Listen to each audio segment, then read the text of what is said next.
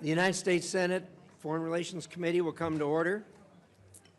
The United States Senate Foreign Relations Committee will come to order. Thanks to our good crew. It wasn't orderly to begin with, but it's orderly now, thanks to our Secretary of State, Marco Rubio. And we welcome here distinguished alumni of this committee, and I know he's always glad to come back here. A distinguished alumni of this committee, and I know he's always glad to come back here. Marco, we haven't had this kind of excitement since you've been here last time. I know you think this is the way it is every time. Marco, we haven't had this kind of excitement since you've been here. In any event, we're glad to have you. Every time, but it's not. In any event, we're glad to have you. Has 4 hearings in these 2 days. Information Committee. The Secretary has 4 hearings at 12:30 in these 2 days. So we'll use the usual hard stop at 12:30. To that end, we'll use the usual. First of all, I will array of the way we do things here, and that is, and then first of all, Senator Shaheen, I will, and then we'll turn the floor over to opening statement. Rubio, then we'll do Senator Shaheen, 5, and then we'll turn the floor over to round of questions. Then we'll do based on 5 arrival time, minute round of questions. With that, based on arrival time. So with that, Secretary, it's good to see you here again. Though you're not on the Hill often, a lot has changed, obviously, since the last time you testified on the President's International Affairs budget last year. The Department has undergone a major reorganization, making it operate more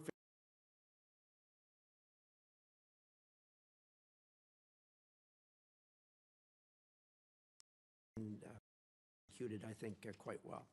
At long last, foreign governments are being encouraged and, when necessary, pushed to live up to their responsibilities to respond to the needs of their own citizens. America will stand up by our allies and provide life-saving assistance to people in their hour of need, but we are not the world's ATM. And so the Department is testing new ways of providing strategic assistance and breaking the cycle of dependence on aid. Renewed emphasis on trade over aid will help the American people and lift up countries around the world. This is American generosity and ingenuity in action. Through this budget, the administration is holding UN organizations to account, badly overdue, and alongside Ambassador Waltz, making sure American values are leading in international organizations. You've made securing the Western Hemisphere a top policy and budget priority and have successfully reduced illegal immigration at the southern border to the lowest level in half a century. That has not gone unnoticed. You've helped curb the trafficking of illegal fentanyl into the United States, saving countless lives. The budget prioritizes countering China's unfair trade practices, expanding military and malign influence operations around the world, and which pose some of the greatest threats in modern history to the American people. At the same time, you've been working to ensure these efforts are strategic, targeted, and effective, and we appreciate that. The administration has also taken care to ensure taxpayer dollars don't go to those who are able but unwilling to pay for their own defense. Through concerted effort by you and your colleagues, our NATO allies have increased their defense spending and have committed to reach the 5% by 2035. This is a major change from the way you and I used to deal with this for the decade or more before this. Together, we need to create a next-generation NATO that is stronger, more interoperable, and takes advantage of the industrial potential of American and European economies. We also must continue to coordinate with our European partners as they take greater responsibility for supporting Ukraine and work with our partners to deny Russia's strategic gains. The administration has prioritized efforts to end conflicts in Africa, which undermine decades of investment in economic growth and global health security. All is not well there. The latest Ebola outbreak in eastern Congo, now affecting the entire region, highlights how conflict and humanitarian crises abroad threaten the health and security of the American people here at home. I know the Department is working hard to protect us from this threat, and I look forward to hearing how the budget supports these efforts. And, of course, the administration has taken decisive action to protect American citizens from the threat posed by Iranian nuclear capabilities and ambitions. On behalf of the American people, thank you for your hard work on that. You and I have been through this before, and we know how difficult it is. Change is hard, but it is also necessary. Your efforts to make the State Department more responsive to the needs of Americans will help us all meet the challenges of the 21st century. I look forward to discussing how the budget will further those efforts. With that, I will turn it over to the distinguished ranking member, Senator Shaheen. Well, thank you, Mr. Chairman. Good morning, Secretary Rubio. Mr. Secretary, you were a senator. You sat on this committee. You sat on the Intelligence Committee. You know as well as anyone that effective American foreign policy requires a strong partnership with Congress. Allies need to know that our commitments can stand the test of time, and that only happens if Congress is brought into the discussion. Congress cannot be a partner if it's kept in the dark. I have a long list of unanswered requests sitting on your department's desk. And Mr. Chairman, I'd like to ask that these letters be submitted for the record. They'll be submitted. I've requested a briefing on changes to U.S. force posture in Europe, and after 33 days, we still have no response. We've requested a briefing from the Iran war on displacement. After 90 days, we still have no response. We've asked for a briefing on Ukraine on a number of issues. After 180 days, we still have no response. We've asked for a briefing on lifting Milorad Dodik's sanctions.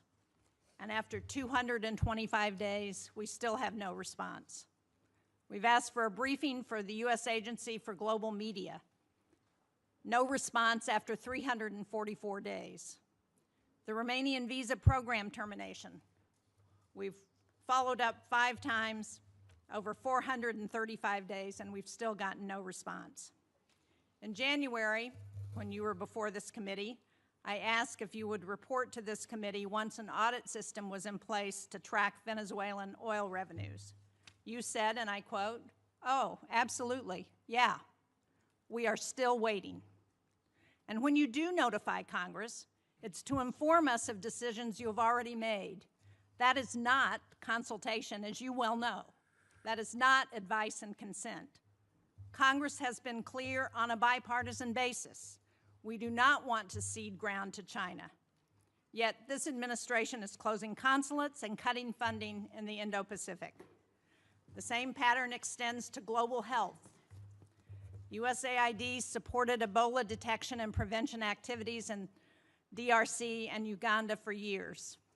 And we can see in this poster, even Elon Musk admitted that one of the things we accidentally canceled, very briefly, was Ebola prevention. Well, those programs were dismantled, and today we have to screen for Ebola at Dulles Airport rather than in the DRC and Uganda more than 7,000 miles away. You're asking for a 44% reduction in the State Department budget. That includes eliminating funding to the World Health Organization. It includes eliminating all disease-specific funds in the middle of an Ebola crisis that's affecting Americans. Yet, no one from your department can explain to us why this is a good idea. You sent Congress one notification saying you needed $19 billion to close out USAID. Then you sent another saying you needed some of that money to respond to disease outbreaks. Congress has asked for an explanation, and we still have not received one. The same pattern extends to our alliances. I just returned from a bipartisan delegation to the Arctic. We are on the verge of losing the very alliances that we have built for decades because the President manufactured a crisis over Greenland. And nowhere is that clearer than with Russia. In 2017, you wrote, as a senator, that Vladimir Putin will never be a trusted ally or a reliable, constructive partner. But since taking office, you, the President, the Vice President, Steve Witkoff, not one of you has been to Ukraine.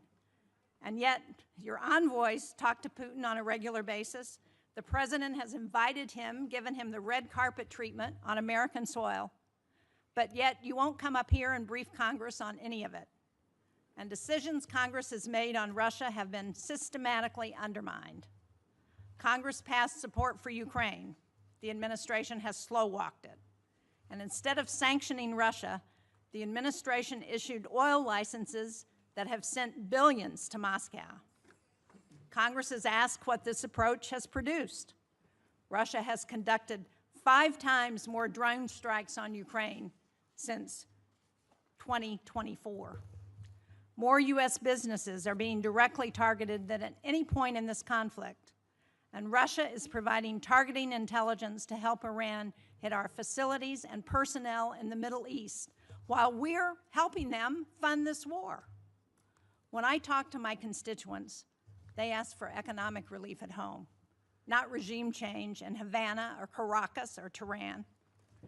Instead, you sent Congress a war powers notification saying we are not in active hostilities with Iran, while the U.S. was conducting strikes against Iran and Iran was bombing U.S. embassies and bases throughout the Middle East.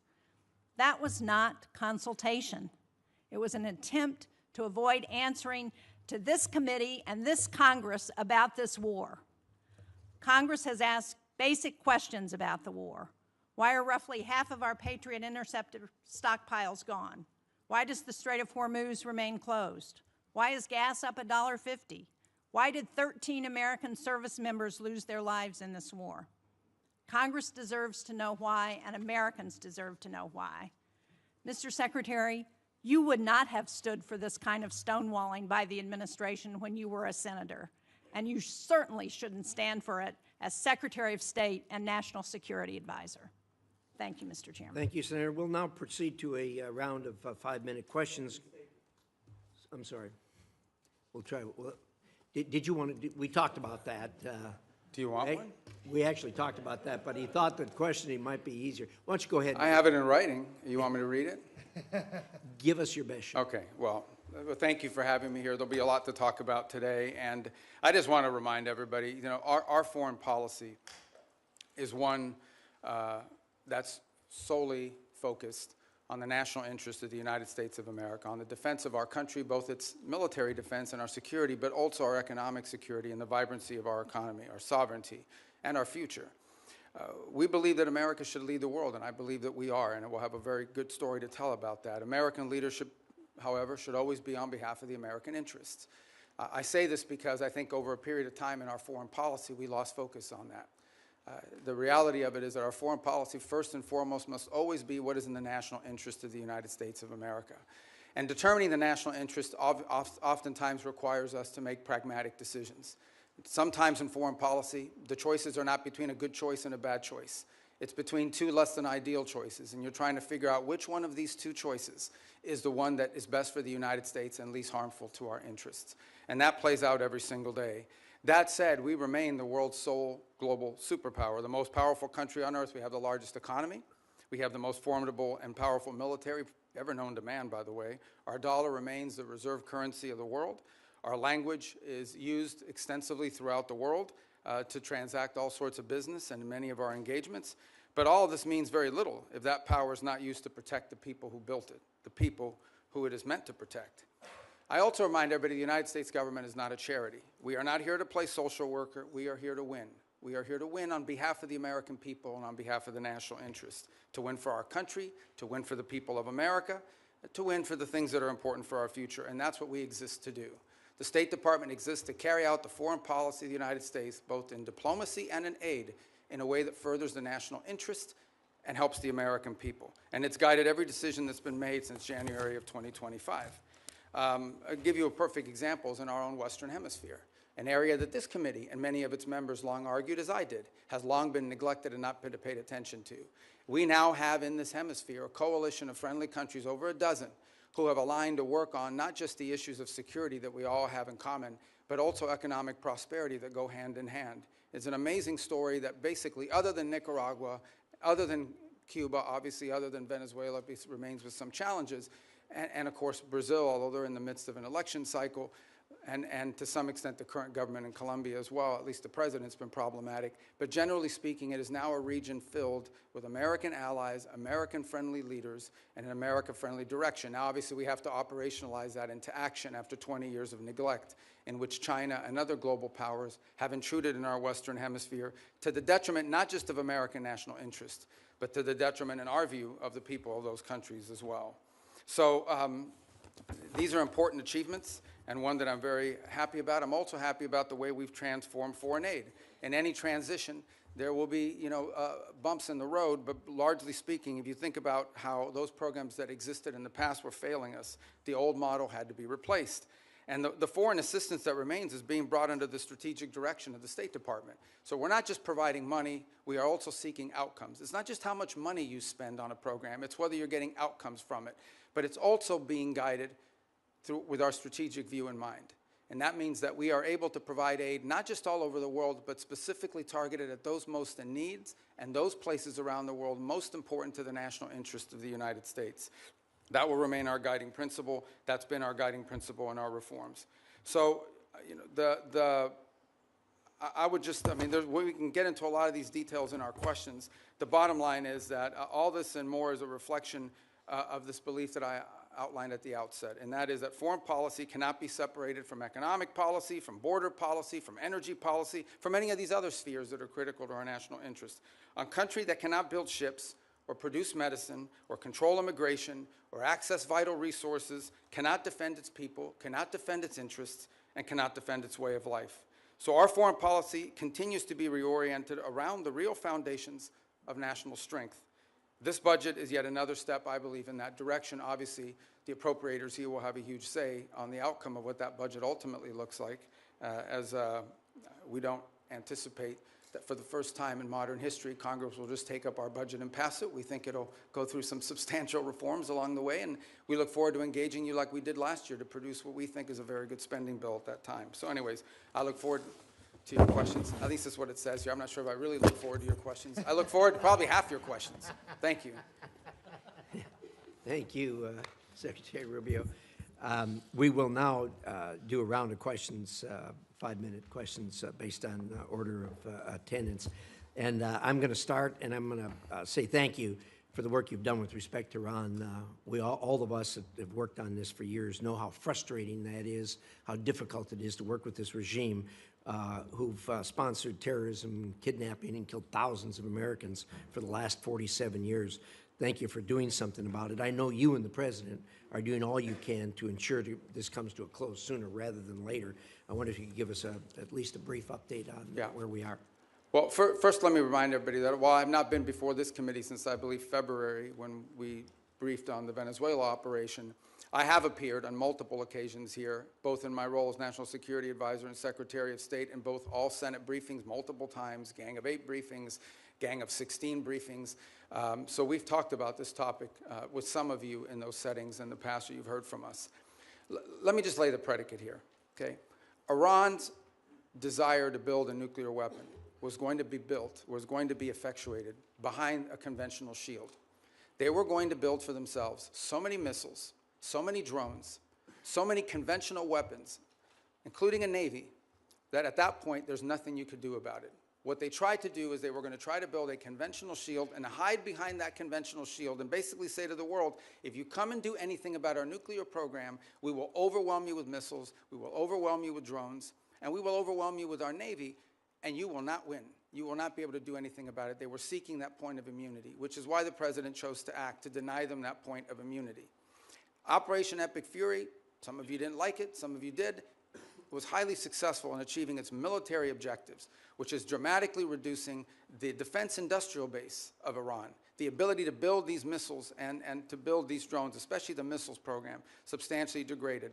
A substantial percentage, and I'll leave the exact numbers to the Department of War because I'm not a general and I'm not here to speak as a military planner, but a substantial degradation in the number of launchers that they have as well. They still have a lot of drones because these are easy to make. We all know it's not an Iran challenge. This is a global challenge, and it's playing out every single day around the world. I mean, Mexican cartels are using UAVs against each other. We should imagine at some point may even use it against our interests. So this is a pervasive problem around the world. The economics of it are something we have to solve for. But nonetheless, even their drone building capability has been eroded. Today, there is no Iranian Navy. There is no such thing. There's a bunch of Boston whalers with machine guns on them, but there is no Navy. There is no Iranian Navy. It lies at the bottom of the ocean and will soon, within a number of years, be prime fishing spots because they'll turn into reefs. So my whole point is that the Iranian conventional shield has been substantially eroded. Now, in the aftermath of that, two things have happened. The first is they entered into a ceasefire. They agreed, we agreed to stop. But part of that agreement was that they would reopen the straits. They did not, at which point the president decided, and I think appropriately, we can't have a world in which only Iranian ships get through the straits. And so if they're going to shut down the straits for everybody, we're going to shut down the straits for them. And we have done that through a very effective blockade, and by the way, through the seizure of sanctioned ships in the Indo-Pacific as well. The cost to Iran every single day in lost revenue is in the hundreds of millions of dollars that they are losing in lost revenue that they're not generating as a result of that. Now, we are in talks, and I say talks because talks with Iran are not like talks with Switzerland, okay? They're very different. They require the use of intermediaries, unfortunately. But there is the prospect before us, which could happen today, it could happen tomorrow, it could happen next week, that for the first time, certainly in my memory, they have agreed to negotiate aspects of their nuclear program that just a month ago, or just a year ago, they were refusing to even mention, much less enter into discussions about. That is not a guarantee that ultimately it will lead to a deal that's acceptable to the Senate or acceptable to the American people. But we'll be able to engage them in a process to truly test the proposition of how far they're willing to go.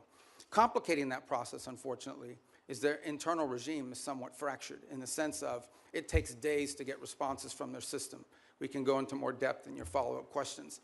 But we're hopeful that something like that could happen in which the straits would reopen, we would enter into a period of negotiations on very specific topics, delineated negotiations, in the hope of reaching an outcome that's acceptable to us and something that they would be able to do as well.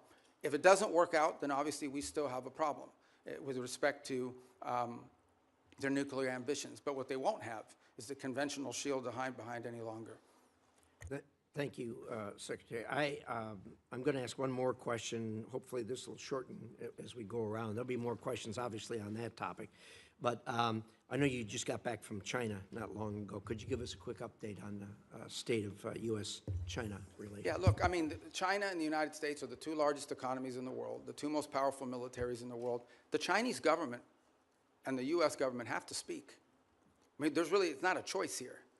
We have to have some measure of communication, if for nothing else, in order to de-escalate potential points of conflict that could lead to something broader. There are obviously very significant irritants in our relationship with China. Some of these are long-term problems that we know we're going to have to address. And so what we're trying to do is manage a period of strategic stability while recognizing that there are areas of our relationship in which we are going to have struggles, not just for years, but perhaps for decades. We recognize this. But I think as much as anything else, we have to recognize that the United States and China have to be able to have points of dialogue and speak to one another. As I said, for no other reason than to be able to have a communication channel. I think in our meetings, it was abundantly clear which are the areas that we do not have strong alignment or agreement on. We understand that there are areas in which long-term we're going to have some real challenges, whether it's supply chains. Put it to you this way. Let's leave China aside for a moment. The United States, and I would argue the world, cannot depend on one country for 90% of anything, especially 90% of things that are critical to our economies, not from our weapon systems to our pharmaceuticals. We just can't live in a world in which we rely on anybody for 90% of what we get in one sole source that could be cut off at any time as leverage against us or punishment or in a time of conflict. And so we are actively searching and have plans in place, and we're implementing these to diversify where we get critical minerals, where we get our supply chain, secure that supply chain. And obviously the Chinese would like to retain their monopoly position in some of these. This is going to be a long-term issue that we're going to have to continue to confront and work on. Work on that continues even while we are engaged in the ability to dialogue and speak to them, because we have to. It's responsible, and we truly have no choice but to be able to do that. It's to their benefit and ours, and I would argue to the benefit of the world that these two countries are able to speak to one another. Thank you, Secretary. And I think your comments about the supply chain and the critical minerals and everything else that's in the bottleneck, these are things that are relatively new to us. They've always been there, but COVID underscored that. And then, of course, the Ukraine war brought it out even more. And appreciate your remarks. I think everybody at this dais knows we are, as a nation, looking at that. With that, Senator Shaheen. Thank you, Mr. Chairman. Mr. Secretary, at this budget hearing last year, you testified that no one had died as a result of foreign aid cuts. Sadly, I think we're seeing in real time that that's not true today. There are more than 1,000 cases and more than 200 Ebola-related deaths. And as we know, one of the entities that is a critical global health tool is GAVE, particularly during a disease outbreak. It plays a role in distributing Ebola vaccines, and it has committed up to $40 million to develop a vaccine for the current Ebola strain that has no vaccine right now. So how are you making sure that Secretary Kennedy, who has been sitting on those funds for months now, is going to release them so that they can go to help develop a vaccine to address the Ebola outbreak? Yeah.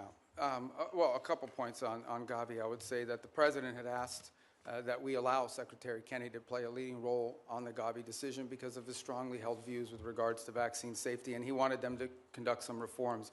I actually talked to Senator Schatz about this last week as well, and so the State Department's going to be re-engaging. I'm not here to tell you we're going to yank this thing and we're not going to listen to his points of view, but the State Department a few weeks ago made the decision that we were going to re-engage on this issue of Gavi, respecting what HHS views on it are as well, and we want to take their input, but we'd like to get this issue resolved in an outcome that's acceptable, both to Congress and also to our goals on global health. So it is an issue. As I said, I wouldn't use the word defer, but we have certainly allowed him to play a leading role in determining what we're going to do next. But right now, we're sort of at a stage where we are going to re-engage. We need to drive this to an outcome. I couldn't agree more, and so do you commit to using the $2 billion that Congress has appropriated for global health to actually help fund global health security? Well, we do fund global health security beyond Gavi, by the way, and we can talk about that. We can talk about the compacts, I think 32 that we've now entered into with countries all over the world. We have a new agreement with the UN as well that they're very happy with. The Global Fund, we've hit our cap. We are at our 33%, and we've actually been able to attract additional donors from around the world to contribute to it. On this specific item, I would say, we intend to get this resolved. We want to get this resolved. It's an important part of our matrix. We will follow up, and I hope you will share with this committee as soon as you get it resolved.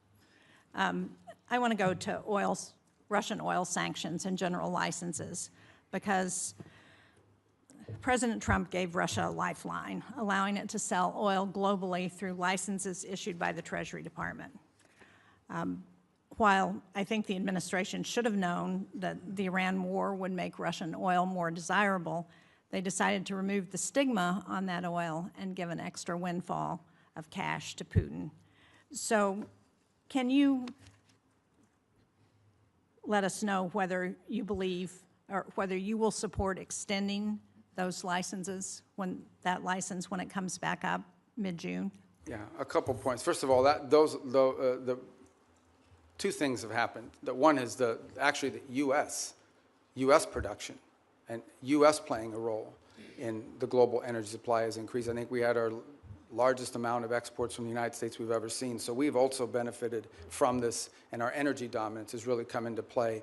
The Russian waivers were a decision. These are the policy, the underlying policy remains on the sanctions. What has changed is these time-limited extensions to sort of try to alleviate the global, the problem we're facing too is there's a contagion potential, and that is that at some point we can do strategic reserves, we can do some of the other things that we've done to sort of alleviate global supply, but at some point you have to ensure, this is not so much for us. At the end of the day, our economy is not in need of it, but there are other economies around the world that have benefited from this. So these are time-limited extensions that ultimately at some point will expire. We've certainly benefited China and Russia's economy. Well, China doesn't. I mean, China refines oil. They import a lot, but they refine oil, and but they also benefit from Russian oil. But my question for you is, can you commit not to extend the general license again when it expires on June 17th? Well, that ultimately is a decision that's made by Treasury, but I will tell you it depends on the circumstances at the time. We would like to end it as soon as we possibly can because the underlying policy of this country has been to sanction their oil. These are time-limited waivers for the purpose of opening up more global supply. I understand that, but if we continue to extend them, they're not time-limited. I want to get a final question in on food for peace because, as you know, the closure of the Strait of Hormuz has deepened the humanitarian needs in food in secure countries such as Sudan, South Sudan. And yet, in your opening statement, you said that our aid targets those who are most in need. But I think it's very concerning that the country selection process for Food for Peace, which I understand is led by the Department of State, includes only 2 priority countries from World Food Program hunger hotspots. That's Haiti and the Democratic Republic of the Congo. So the question I have is, why are we adding countries that aren't facing acute food insecurity, like El Salvador, Guatemala, and Rwanda? Why are we not helping countries who are facing acute, well, famine in some cases? Sudan, Gaza, Afghanistan, Nigeria, Syria, Somalia. These are all countries that have humanitarian crises, and yet we're helping countries that don't have acute food insecurity. So a couple points. First of all, on Gaza, we have spent hundreds of millions of dollars, including after the ceasefire, and providing through the World Food Program and other entities, and we continue to do so. I think if we're not the world's largest donor, I'd be surprised, because it's a massive amount of money that we've provided through those mechanisms of various means. On the point of Sudan in particular, the complication in Sudan, which I wish were different, and we're very involved in this. I mean, I had a meeting on Sudan yesterday. The problem in Sudan has largely not been our unwillingness to provide funds. We are willing to step forward, and we have the flexibility through what we've been able to do with foreign aid to surge up that. It's been distribution. It's been the ability to get that. So as an example, in these conversations we're having between the warring sides, one of the things we're trying to identify is 4 safe spots where people can go receive humanitarian care, assistance, where we can actually have the outside groups, the NGOs, the international organizations that we contract with, have the ability to go in and actually deliver the food without having their trucks hijacked or blown up or their workers killed. That's been the fundamental challenge in Sudan, is distribution. The distribution is being threatened because we don't have conditions on the ground that allow for it. And so to allocate money towards something that we can't distribute is unwise until we have that in place. That's deeply tied to the ability to have a peace deal, which I can tell you has been very frustrating. On the one hand, with Sudan, we had a donor conference in Berlin. I don't want to interrupt you, Mr. Secretary, but I'm out of time, and it doesn't explain why we are providing food for countries that are not insecure. I appreciate the challenges in Sudan. We have those challenges in many places, but because we have dismantled the distribution network when we eliminated USAID, we've exacerbated those challenges in countries around the world, and we are not providing the help based on humanitarian needs, and that's my concern. Thank you, Mr. Chairman. Senator Ricketts. Thank you very much, Mr. Chairman. And Mr. Secretary of State, thank you for being here. Really appreciate it. Good to see you. Communist China is trying to win the AI race, and they will use it, for example, to dominate our military if they're able to do that, and so many other ways. A world where Communist China is dominant in AI is very bad for the United States and for the entire world. That's why it's critical that us and our allies cannot lose this race. Semiconductor supply chains, particularly semiconductor manufacturing equipment, SMEs, are critical to winning this competition. It's one area that Beijing is spending billions and billions of dollars to be able to produce chips in China, and they've failed to be able to produce those high-end chips so far.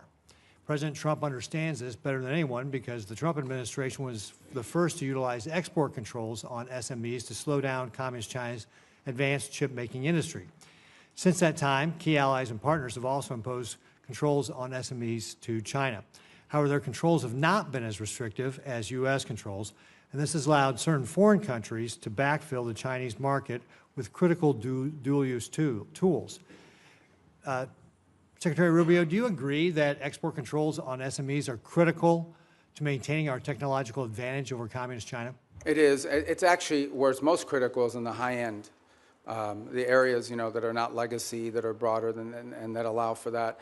I think on the broader point of AI, we share your view. One of the initiatives that I think Jacob Helberg's done a great job with at the State Department is Pax Silica, in which we signed up all these countries around the world. I think we're up to 13 or 14, and including ourselves and others who hope to join as well, in which we can create this global consortium for all of the elements of the AI supply needs. It's not just the innovation, it's obviously access to the minerals and the critical elements necessary in order to produce these chips and all the things that it will take to lead the world in AI.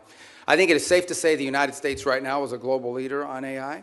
I think it is also wise to say that that lead is not irreversible. It has to be sustained, and there will be a real challenge in sustaining it. And we're going to have to stay focused on it. The good news is I do think we have a system of global alliances that view it the way we do. And we want to lead on it because it's not just about leading the technology in AI. It's about also leading in the standards that will govern how AI is used. I don't want to monopolize this conversation on this point, but it's one that I think the Senate should think about because I know we're starting to think about it. AI will have very positive impacts on our economy and societies. It will also have some detriments. There will be white-collar jobs in this country that will be impacted. And I think we have to start thinking not simply about the impact that AI will have on those jobs, but the societal pressures that will create, not just in the United States, but in economies all over the world. Much like industrialization and automation did, it will make the worker more efficient and more valuable, but it will eliminate some jobs, and those jobs will have to be replaced with new jobs or new skills. That's not just an economic issue. That is a political issue. That, over time, could destabilize societies all over the world. So we have to start thinking about AI in those terms as well. You mentioned our allies. Shouldn't they have to follow the same sort of standards U.S. companies do when we're limiting the semi-manufacturing equipment that's going to Communist China? And that's our hope, is that we can create people that we can create a coalition of nations that understand the danger in this. And they're running through the same, some are better than others, but they're running through the same problems that we run into. And that is companies ultimately want to sell to the markets, and China's a large market. But I agree, and that's one of the goals behind Pax Silica, is to create unanimity or consensus behind that thinking. Well, Mr. Secretary, that's why I recently introduced the Match Act with Senators Kim, Risch, and Schumer to level the playing field. This bill would provide the State Department with the leverage in ongoing negotiations with our allies to align those controls. And if agreement cannot be reached, it would ensure that foreign companies cannot sell the very choke point technologies that we have restricted. So I hope you'll support that as we move forward on it. One other thing I just want to hit before my time runs out here is that I was the co-sponsor of a bill to create the U.S. Foundation for National Security and Counterterrorism. This is a foundation that would be a public-private partnership. It would help counter traffickers and insurgents operating in ungoverned spaces around the developing world, such as Africa. The State Department, however, has not, for over a year and a half now, launched this foundation, and I'd encourage you to work expeditiously to implement it. I think this is something that, as we're talking about, especially the continent of Africa, can be very helpful to making sure that we're not only helping conserve the environment and helping animals, it's bad for terrorists. Thank you, Mr. Chairman. Thank you. And look at that, I kept it in my time. Good job. Can you do as well, Senator Murphy? I'll do my best. Thank you, Mr. Chairman. Thank you, Mr. Secretary, for being with us today. Despite the differences that existed between Republicans and Democrats prior to this administration on how to approach Iran's nuclear program, the theory was basically the same, that we were going to impose significant harm on the Iranian economy in order to force them to the table to negotiate. What is happening now is fundamentally different. This war and the administration's decision to blockade has now held the entire world economy and the U.S. economy hostage to the ability to negotiate an agreement with Iran. This is why the entire country is seized by the question of when there will be an agreement, because apparently until there is an agreement, the Strait of Hormuz remains closed. There is a cost to the Iranian economy, but now there is a devastating cost to the U.S. economy. It has been indecipherable, the information coming from the administration, especially in the past several weeks, as we get signals that a deal is imminent. The president said yesterday he's bored by the negotiations. He doesn't care whether we get a deal. I think it's really important for us to understand what your bottom lines are, what you're asking for in this negotiation, what commitments you need Iran to make in order for you to release the blockade, and we hope for them to release the blockade as well. So give us a little insight into what your bottom lines are, what is going to get the strait reopened, because this is kind of the only question that matters for American consumers right now. And every day we get wildly different signals from the president as to whether he even is engaged in this question as to whether the strait is going to reopen. Yeah, I think your question gets right to the heart of the matter. So I think it's a good question. Let me first bifurcate two things. The only reason there's a blockade, the only reason why there's a U.S. blockade is because Iran has closed, they're firing on commercial ships, and they've mined large segments of Hormuz, international waters. And so the blockade is only against Iranian ships. And it's very simple. The notion is, if no one's ships are going to get out, then Iran's ships aren't going to get out either. We can't live in a world in which they get to close the straits and tell everybody, pay us a toll or we'll blow you up, but their ships get to go out unfettered. So that's the reason why there's a blockade. There wouldn't have been a blockade if Iran had agreed to do what they said they would do when the ceasefire kicked in, which is they were going to open the straits. So let me just focus on the straits for a moment. Number one, what they're doing is unlawful and illegal. There isn't a country on earth, other than Iran, and maybe Oman that flirted with it, who's in favor of what Iran is doing in the straits. The Chinese are against it. The Russians are against it. Everyone is against it. The whole world is against it. So condition number one is they have to reopen the straits. And reopening the straits means the following. Ships can sail through international waters the way they can do through other choke points around the world without being fired upon, without paying a toll. That's condition number one. But the strait is closed because of our decision to invade Iran. This is a consequence of our military action. So I guess I'm not interested in litigating that question. We all know why the strait is closed, because you took military action against Iran, and we knew ahead of time that that would be their likely response. The question is, how are we going to get it reopened? Are you going to drive a bargain that is so tough and so hard that the strait remains closed? So how are we going to get it open? The first thing, that is a predicate to anything else happening. The straits have to be reopened. So the way to think about it is this. If Iran wants to be able to move its oil again through the strait, they will have to reopen the straits. If they refuse to do so, then we have other options available to us, but we would prefer to negotiate the opening of this, which means tell us about the negotiations. What do you need from them in order to get the strait reopened? We need the strait reopened tomorrow. Well, what needs to happen is very simple. They need to announce that they will no longer fire on commercial ships that are going through or threaten to fire on ships, because in many cases, ships just won't move. They won't go, not because they got fired on, but because of the risk of being fired upon. And so they have to announce very clearly, the straits are now open. We're not charging a toll. We will help remove the mines that they put in there, and they will not fire on ships. But the president says they also need to make commitments on their nuclear program. That's what I'm asking. Oh, I see what you're saying. What commitments do they need to make in order for the strait to be reopened? Well, the second thing they have to agree to as part of this is, so in addition to the straits, that's the predicate that opens the door to phase two. Phase two is they have to commit to very specific negotiations on highly enriched, the disposition of the highly enriched uranium that still is buried deep in a mountain somewhere. They have to agree on negotiating severe and long-term limitations and or cancellation of enrichment activity in their country. In the second phase of negotiations. Well, obviously, these are highly technical matters, so I don't think you could work those out in 5 days. That would require a team of experts to meet over a 30, 60, 90-day period and work out the details. But they have to commit to their willingness to do that. For example, they have to commit to say, we will dispose of the enriched uranium, and the question now is, what are the mechanisms by which we do so? That can be negotiated. Final question. In order to get to that second phase, are you willing to release sanctions or release frozen money that the United States is withholding from Iran? Right now, everything that's been discussed with them is that any sanctions relief, now remember, sanctions come, there's international sanctions, there's congressional sanctions, there's executive sanctions, so some we can release and some we cannot. But any sanctions relief is condition-based, which means it has to be in return for the reason why those sanctions were put in place in the first place, which is their nuclear program. So yeah, look, Iran is being sanctioned because they enrich uranium. Iran is being sanctioned because they've highly enriched uranium. Iran is being sanctioned because of their nuclear activities. If they agree to give up those things, there will be sanctions relief associated with their commitment and compliance with those agreements. You will not give them sanctions relief just in exchange for reopening the strait? No, that's not been discussed. That's not been offered. Senator Hagerty. Thank you, Mr. Chairman.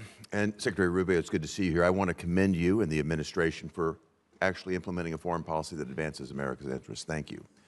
If we could, I'd like to start with the Philippines, an area that we know very well. It's a geographic center of the Indo-Pacific region.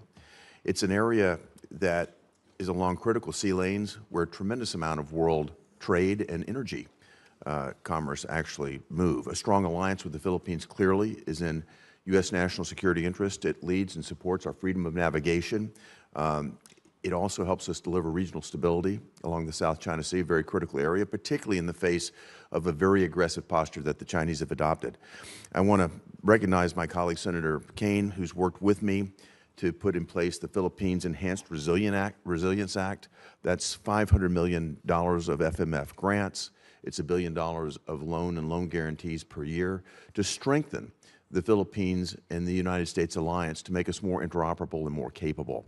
Mr. Secretary, I'd just like to get your comments, your vision on the role of the Philippines in the United States alliance. It's actually, I spoke to President Marcos on Sunday, and have had multiple engagements with them at a personal level. We've had visits. A couple good points here. The first is we've actually entered into agreement with them in which I believe it's an old U.S. military facility inside the Philippines that will now serve as sort of I think it's a 4,000 acre. I'm very familiar with the area. Yeah, you know it. And that we'll be able to do a lot of our activities together with regards to our joint interests in developing on AI and high tech and diversifying and helping diversify their economy.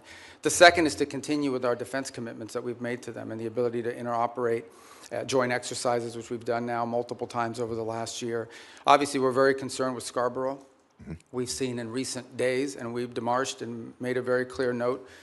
This issue came up during the first meeting with the Chinese. It's come up in every engagement I've had with the Chinese, and it's come up again now very recently through diplomatic channels, and that is we're very concerned about recent activity once again near Scarborough and the buildup of infrastructure that appears to be exerting, territorial claims that we have long argued are not valid. This is one of those irritants in the long term that I think we'll continue to have to manage. But I view the Philippines as a critical partner, and I think over the last, I would say, couple of years, our relationship with them, particularly under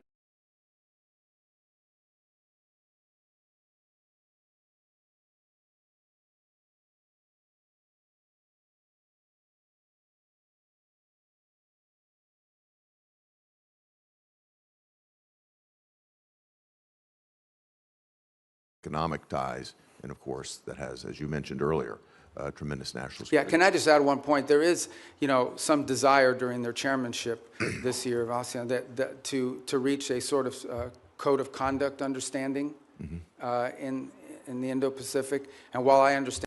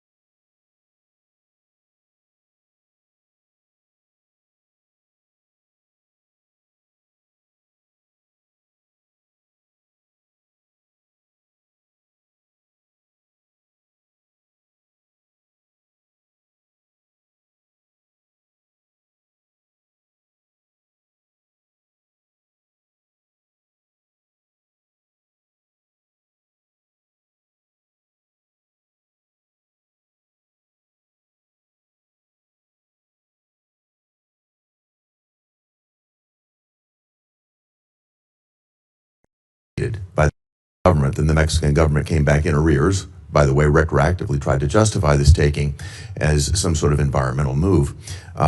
Sadly, we had to fight pretty hard, the previous administration, to not allow this to happen.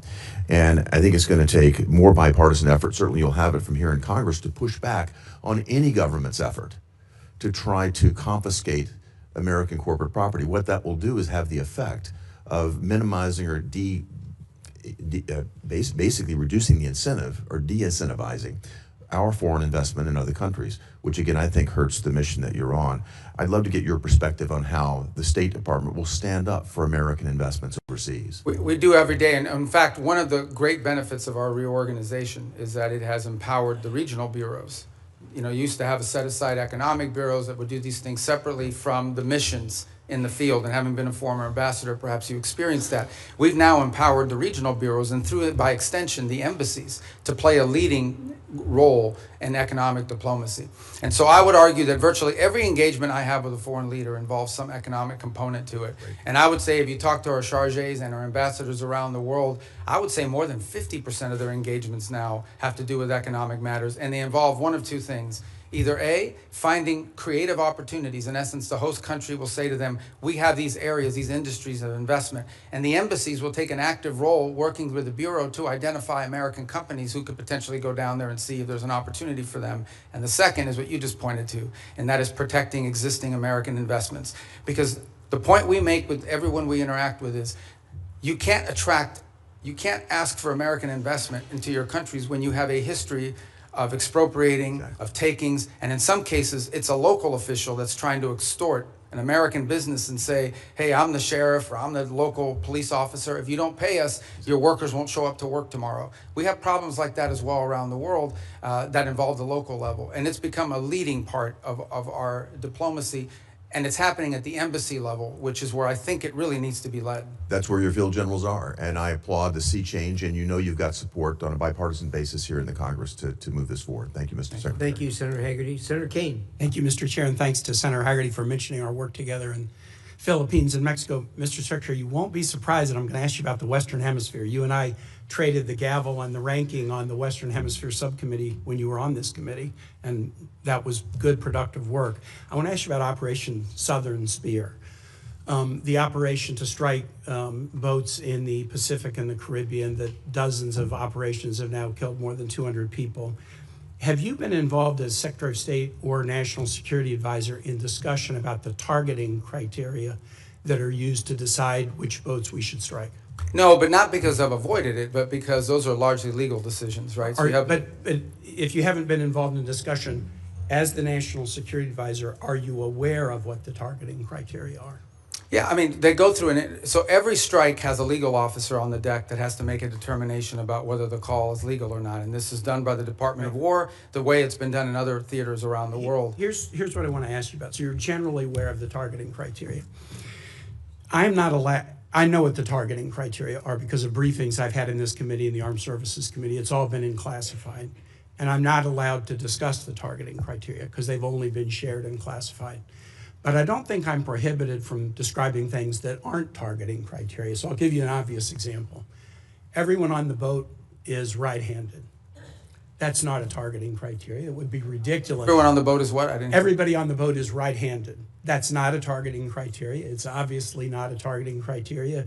It would be improper for it to be a targeting criteria. Here's one that's not so obvious and that surprised me. There's evidence of narcotics on the boat. That is not a targeting criteria. I have been briefed on Southern Spear since the first operation on September 2 and most recently within the last couple of weeks, and I've asked again and again, have the targeting criteria changed? No, they have not. What are their criteria? Here's what they are. I can't describe it here. But the presence of narcotics on the boat has never been a targeting criteria. Would you have any ability to explain? And the administration could have picked that as a targeting criteria. They chose items that were targets, that authorized the use of the U.S. military to sink boats and kill people. But they have not used the presence of narcotics on the boat as one of the targeting criteria. And I would suggest to my colleagues, if you go look at the individual files of all the strikes, and I've looked at the first 46, they are consistent with what I've just said about something that's not on the list of targeting criteria. Why would the administration not include the presence of narcotics on the boat as a targeting criteria in Operation Southern Spear? As you just outlined, I can't discuss the specifics of the targeting criteria, but I can tell you the one thing that is obvious is that the targeting criteria is not single source. In essence, there are multiple checks. There are three elements to the targeting criteria. Right, and all of it informed and infused by intelligence collection. In essence, they have to have true links. I can tell you they do walk away from strikes. There are multiple times that I've been aware. I'm not aware of every strike because it's not reported on a regular basis, delegated. Yeah. But there have been strikes that they've walked away from because it doesn't meet the criteria or because there's doubts. I'm not saying that the strikes that I've reviewed don't meet the targeting criteria, but I'm saying how odd it is, especially since the administration always announced this is against narco traffickers. We've attacked narco traffickers. How odd it is that the presence of narcotics on a boat is not one of the targeting criteria. And I would encourage my colleagues, get the same briefing I've gotten, take a look at the strike files. You'll be as surprised as I am. Here's the second question. Again, in your dual role, Secretary of State, National Security Advisor. The administration's Operation Southern Spear, we could agree with it or not, but the administration presented a legal opinion from the DOJ that we could review. Absolute resolve, the effort against Maduro. The administration presented a legal rationale that we could review. Now, we could review both in classified. They've not been made public. We're 92 days into a war against Iran, and the administration will not let Congress look at the OLC legal opinion justifying the war. Intel committee members, SFRC members, Armed Services Committee members, rank and file members, the administration will not make it available to us. Now, you can imagine, A, we're the Oversight Committee. B, you're here asking for a budget, and in the Armed Services Committee, they're asking for $1.5 trillion, an increase of 40% over last year's budget, but won't let us see the legal opinion. And Mr. Secretary, you know what kind of thinking we do. If you've showed us the legal rationale for 2 wars and you won't show us the legal rationale for the third, is there something in the rationale they don't want us to see? Is there a dissenting opinion that says it's not legal? Are there conditions like you can't strike civilian infrastructure like schools and bridges? Are there factual assertions like the war will be over in 2 days or Iran will never close the Straits of Hormuz? By not sharing the legal opinion with the Article 1 Oversight Branch, you give us the opinion that there's something in there you don't want us to see. Could you use your influence as the President's Chief National Security Advisor, Secretary of State, NSA, to get the administration to share the Iran war legal opinion with Congress? Well, look, first of all, obviously the Department of State does not develop the legal opinion. It's But the you're Office the of Legal national, Counsel. you're the Chief National. So I think what you're asking is why haven't the Office of Legal Counsel provided it? They don't work for the National Security I'm Council. actually They don't work for asking, me. will you use your influence as Well, I will President's certainly Chief inquire as to National why. Security Here's what I'll do. Advisor? I can certainly inquire as to why it has not been available. I don't think there's a reason why. I am not aware that. In fact, my understanding is they have provided documentation to the committee and Not the opinion. as part of the war. Not the opinion. Well, that's And- different. And you wouldn't accept that. All right, well, let me You're take sitting that on back and this ask the side Office of desk. Legal Counsel. But it's certainly, they provided the legal rationale for the strike. You're asking for the actual written opinion, the way it was Which in the they other. provided us All in right, I Southern understand. Spirit and Absolute Resolve. I'll Thanks, take Mr. that Chair. back. Thank you. Senator Lee. Thank you, Mr. Chairman. Thanks, Secretary Rubio, for being. You look like rickets. I apologize. This threw me off. Well, look, bald is beautiful, and we new caucus. can't help that. But thanks for all of your efforts. You are a very effective spokesperson for not only President Trump and the administration, but for the United States, and I'm grateful for that. Was wondering at the outset if you could talk to us a little bit about the fractured Iranian regime and how that might be making negotiations more difficult. One of the things I've wondered, for example, are whether the diplomatic Iranian channels are sort of crosswise, at odds with, or working hand in glove with the IRGC, which is itself causing a lot of these ceasefire violations, or is it all sort of coordinated chaos to try to undermine and tip the scales in favor of Iran in the negotiations? Yeah, that's a great question. Let me try to give this answer to you in a way that's not boring or wonky, because it's been a shift. Obviously, the original Supreme Leader, the one that was there, is no longer with us. His son takes over. Nobody hears from him for a month. By all reports, open source reporting, I think you've all seen it. He was severely injured in the same strike, and so forth. Are you confident he's still alive, by the way? Yeah, I think there's indications that, in fact, we've not heard from him publicly. We haven't seen him publicly, and I would imagine, given what's happened to multiple leaders in that system, being very public is probably not something that's recommended for them internally. But that said, I think there are indications out there that he is increasingly engaging at some level, although all of his communications have been in writing and through intermediaries. So the way to think about it is the following. You have the Supreme Leader, and understand that at the end of the day, the Supreme Leader in their system there really is no analogy to it in our system or anybody else's system. It is the theological office. It was the head of the Islamic Republic in the sense of the ultimate decision maker, and every major decision has to be run by them. They are advised by a council. It's not clear if it's 6 people or 8 people, but there is a council made up of both IRGC and other elements of the regime that surround that Supreme Leader, and ultimately that council has to sign off on anything. And then there are the people you see on TV, like Arachi, who's out there every single day, and Golubov, who's the speaker of the Majils. who's been playing a pretty prominent role. And they are the ones that they have sent to negotiations and so forth. It is our view of the system, as we understand it, and as it's been expressed to us both by the intermediaries and by Iran directly, that what Arachi and Ghalibaf bring or take from us, they then have to run back to this council and ultimately get guidance from them. And that process oftentimes takes 3 to 5 days to get a response.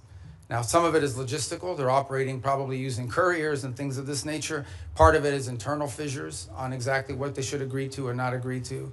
I think the second point that needs to be driven in this regard is that there is evidence that there are communications issues within the regime as well. So, for example, it's pretty clear that at the outset of hostilities in the conflict, they had delegated decision-making to field commanders. And so oftentimes field commanders had delegated authority to act on a, let's say, a pre-operational planning that already put in place. And so unlike our system, where perhaps you know that the president or the secretary of war is directly making orders and decisions, or the chairman of the Joint Chiefs, in their system, a lot of decision-making at the tactical level, like which ships to hit and so forth, are being made at the commander level. So that's why from the outset it can look like fire-ready aim, but it's part of the design of the system, perhaps? Well, I think it was a design of the system in the sense of regime survival and the ability to operate in case there was decapitation strikes or people are removed. But let's go back to the essence of the negotiations. What's complicated them is you ultimately are negotiating with people who then have to negotiate within their own system to see what they're allowed to give and what they're allowed to agree to. What is abundantly clear is that Iran is facing severe internal economic. All the problems Iran had before this conflict not only are still there, but they're worse. All the things that led to the protests, all of these are worse than they were before.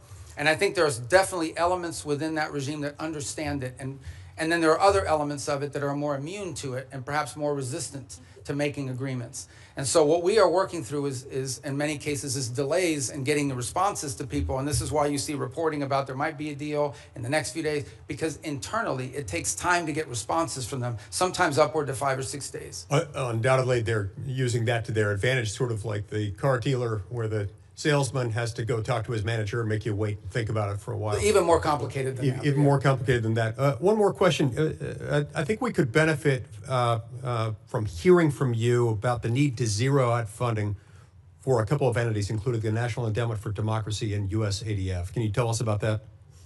Well, look, these programs, I think, have served a purpose in the past, and obviously there's a congressional role to play here, right? I mean, at the end of the day, these programs have had, especially the National Endowment for Democracy, has had support in Congress in the past. And look, I was here for 16 years. I understand that you're going to pass an appropriations bill, and the appropriations bill is going to have things in it that we don't have in ours. That's just the way it is. And we understand it, we'll make it work. But we are concerned, or have been concerned in the past, about organizations that sort of have lost their purpose and what they're advancing.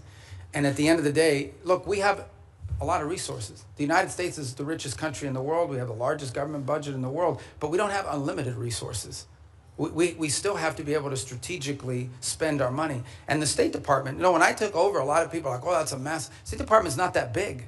The majority of our employees are local hires overseas. We have, you know, foreign service officers, career civil servants, but compared to some of these other agencies that are out there, we're not that large, and yet we have a global footprint.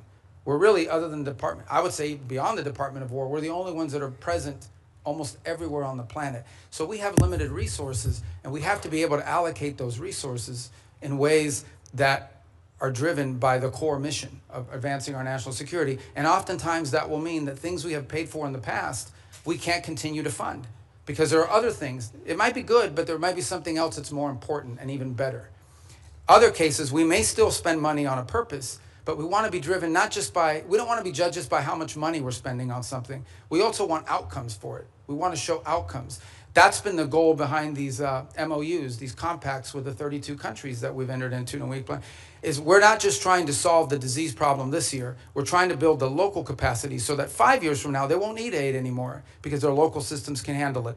I'm saying 5 years, some countries may take 10 years. But nonetheless, that's the goal, and it's been very well received. Thank you. Thank you, Senator Lee. Senator Merkley. Thank you, Mr. Chairman and Mr. Secretary. Good to see you. As Senator Shaheen noted, you've expressed that no one died as a result of the sudden shutdown of AID. And I did ask you last time you were here about that, and I won't repeat all that, but I want to note that the folks who study this at the schools of public health, Harvard Chen School, the Boston University School of Public Health, estimate that over 500,000 children have died from that sudden shutdown. I want to kind of put a note on that. If you were to walk across this country, you'd see one dead child equivalent every roughly 30 feet. That's the level of carnage. I know you disagree with that, but many experts who are in this field, that is their estimate. And I hope you'll ponder that as we strive to rebuild our programs related to malaria, tuberculosis, AIDS, HIV, nutrition, and certainly infectious diseases like Ebola. I wanted to turn, though, to Taiwan. It's an area that you and I worked on quite a bit together when you were here, including the Taiwan Relations Reinforcement Act and the Transnational Repression Policy Act, the Hong Kong Economic and Trade Offs Certification Act. And I'm very concerned about the president's comments on his recent trip. He noted that arms sales to Taiwan are a, quote, very good negotiating chip.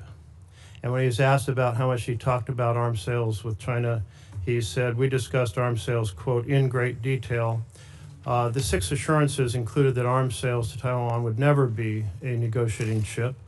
My concern is that the president now has kind of accentuated the arms sales by not approving, not putting the stamp of approval and completing the arms sale that Congress has already funded. That this sets the stage for China to very much proceed to pursue more aggressively their effort to incorporate Taiwan into the broader framework of China, including extinguishing Taiwan's democracy.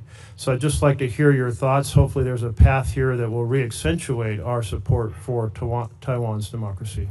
Thank you. That's an important question. So let me first say on Taiwan, and I think I made this point myself, either on the trip in China or thereafter when we returned. There's been no change to U.S. policy towards Taiwan. I think obviously the Chinese side would like to see a change in the verbiage, but no change has been made in that regard. The second point I would make is, I believe in December, I know in December of this year, we did approve an arms sales, I think $11 billion. I think it's the single largest arms sale ever. It was a huge sale to Taiwan. This was just last December. I think it's more than the totality of the 4 years under the Biden administration. And I would recall that there were a 6-year period of time under the Obama administration where there were no sales to Taiwan. There is a second pending sale, which I think is the one you're referring to. It's the $14 billion one, and that remains under review. And but we just did one in December. So I don't think it's, and I'm not saying you're saying this, but I don't think it's fair to say that the U.S. is not providing. We just had a massive arms sales, and it was so big and so noticeable that the Chinese became very aggressive about it and some of the incursions they undertook as a result of it. And as I said, it was more in one sale than we did in the entirety of the Biden administration, if I'm correct, and I think I am on that point. So, but the most important thing to understand is we want to see the status quo preserved as is at this moment. That's our policy. That's what we've said. That's what we continue to say. It's a very, as you know, a very delicate relationship to balance. But our policy on Taiwan is not changing, and it did not change on this trip. Another issue that you and I worked on was the Uyghur Forced Labor Prevention Act. And it's really been the most effective strategy for saying that products produced by slave labor will not be admitted into the United States. And we've turned down a lot of products from China, but then they're transshipped, often just into Canada. It would be a far more effective policy if Mexico, Canada, and Europe were to join us. Is that an objective you can pursue in your role? It is, and as you said, it's an enforcement challenge. I think the initial enforcement was easier because it was more straightforward. I think the transshipment issue makes it harder because it requires more paperwork, more due diligence, and frankly, in many cases, some of it is obscured. But I want to make this point. There's clearly a humanitarian aspect to it. There's clearly a humane aspect to forced labor, which is horrifying. Separate but related, there's an economic aspect to it. It is also, unfair competition for our companies to have to compete against someone who has free labor, basically compelled and forced labor. So we've made the argument on two fronts. Not just is this immoral, but it is and horrific, but it's also an enormous economic a disadvantage, not just for us, but for companies all over the world. As you can imagine, depending on the country, some are more willing to lean in on these issues than others. I think just yesterday, last week, the foreign minister of China was visiting Canada, and where they sort of announced, or at least put out the prospect of how Canada can export more to China next year. That was the carrot. What we don't know in those, and I'm not blaming Canada, I'm just saying in general, they do this all over the world. There's a stick associated with it. And I would imagine that China's I know that they put tremendous amount of pressures on countries around the world not to comply with restrictions like the ones we put. I agree. If we got Canada and Mexico to agree, given our current trade arrangements, it would make it far more effective. To date, we have not been successful at convincing them that they should do that because, among other things, I think they fear retribution. But we certainly will continue to raise it because we think it harms them. Senator Barrasso. Thanks, Mr. Chairman. Mr. Secretary, great to see you again. You opened by talking about American leadership and American interests. And later this month, the G7 is going to be meeting in France. And then next month, NATO meeting in Turkey. Just overview, what are the priorities you're going to go into those meetings with? G7? G7 and NATO, coming up next month in this. Yeah. Well, NATO would be a fun meeting. Let's start with the G7 one. The G7 forum this year has largely been focused, obviously, because of the Straits. So when I went to the foreign ministers meeting in March, a lot of the conversations in April were about the Straits. And the one point we've made is, and what's interesting is a lot of the countries involved there, even though it's not a military forum per se, the UK and France are members of it, they've put together this initiative, which they say they will send minesweepers and escort ships, but they will do so once hostilities is ended. It's kind of a catch-22. On the one hand, I mean, why do you need naval escorts if no one's shooting at the ships? That said, I don't diminish the utility of it because I would imagine the first few ships that go through are going to like to be escorted. So I think that's going to be a key feature of that conversation. I think there's a shared interest in all these countries on rare earth minerals and supply chains generally. I think there is a growing global consensus, and we had a great, maybe a few of you had attended part of it, we had a great ministerial here earlier this year on rare earths and supply chains that brought in dozens of countries, and all the G7 countries were represented at it. And so I think that's going to be a feature here is how do we diversify the global supply chain on anything from rare earths to pharmaceuticals? There's growing consensus, so I think that point will be quite dominant. And then given the makeup of who's in the G7, the Russia-Ukraine conflict will always come up because obviously it directly impacts at least 3 or 4 of those members who are on the continent.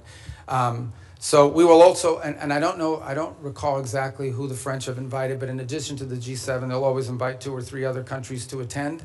I believe Ukraine has been invited, if I'm not mistaken. There's usually a couple other countries that they'll invite that are not members of G7.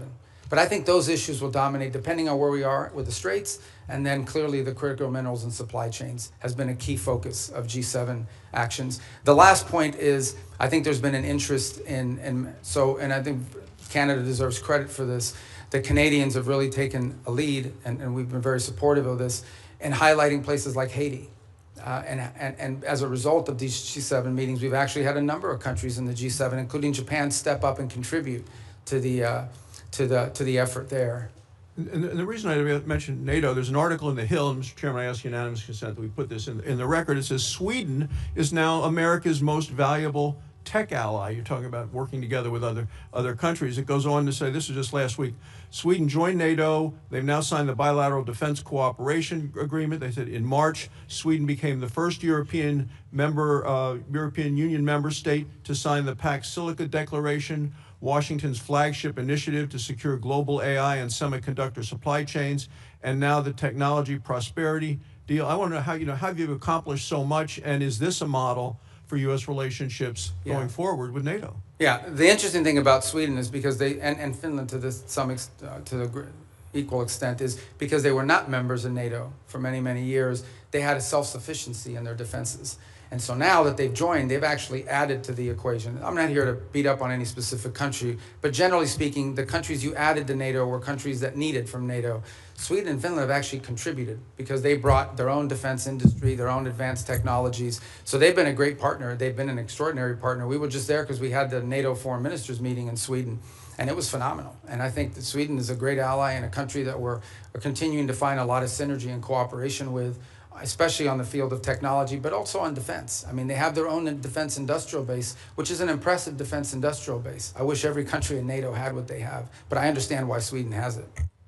In a number of travels that a number of members have done in bipartisan ways, we found out as we go around Europe that most countries will say they've been too dependent on the United States for military, too dependent on Russia for energy, and too dependent on China for materials. This administration has really made these nations step up to do what they need to do in terms of putting the money forward in defense. So I want to know what the next concrete steps we can do in terms of making some of the pledges of moving from 2% to 5%, making sure that they deploy the military capabilities. Yeah, well, I mean, look, some countries are on track to do that, others are not. Let me just speak about it in general terms. There's a real challenge. On the one hand, they've made these pledges that they're going to increase their defense spending and their defense capability. It actually has to be on defense. That's the first thing. You can't say that pensions for former soldiers and sailors is part of your 5% or your 3.5. I mean, that can't happen. But the bigger challenge that much of Europe faces, many countries in NATO faces, their economies are not growing, and in order to spend more money on defense, they're going to either have to raise taxes or cut social programs. And part of the reality of NATO, whether we like to hear it or not, is that many of the countries in Europe were able to build these very robust social safety nets because they didn't have to spend it on defense, because NATO and the United States were providing it for it. So they're going to have to deal with that reality. The second point is, and this is not an anti-NATO statement, but it is the reality. The United States has global obligations. At the same time as I'm in NATO, I have to speak to the Indo-Pacific countries who are also worried about what's our force posture they're going to be. We obviously are involved in the Middle East. We have counterterrorism issues with regards to Africa. We have growing mill-to-mill cooperation in our own Western Hemisphere, especially taking on these transnational terrorist organizations and the like. So we don't have like unlimited military resources, even though we have a very large budget. They're not unlimited. And so we have to be able to allocate our resources and our personnel in ways that make sense, and it has to come at the expense of something. And so I think that's the reality that we have shared with our NATO partners from the very beginning of this administration and have been consulting every step along the way. But these countries will have to step up. They, at a minimum, have to be able to conventionally defend their own sovereign national territory for the most part. Thank you, Mr. Chairman. Senator Van Hollen, you're next.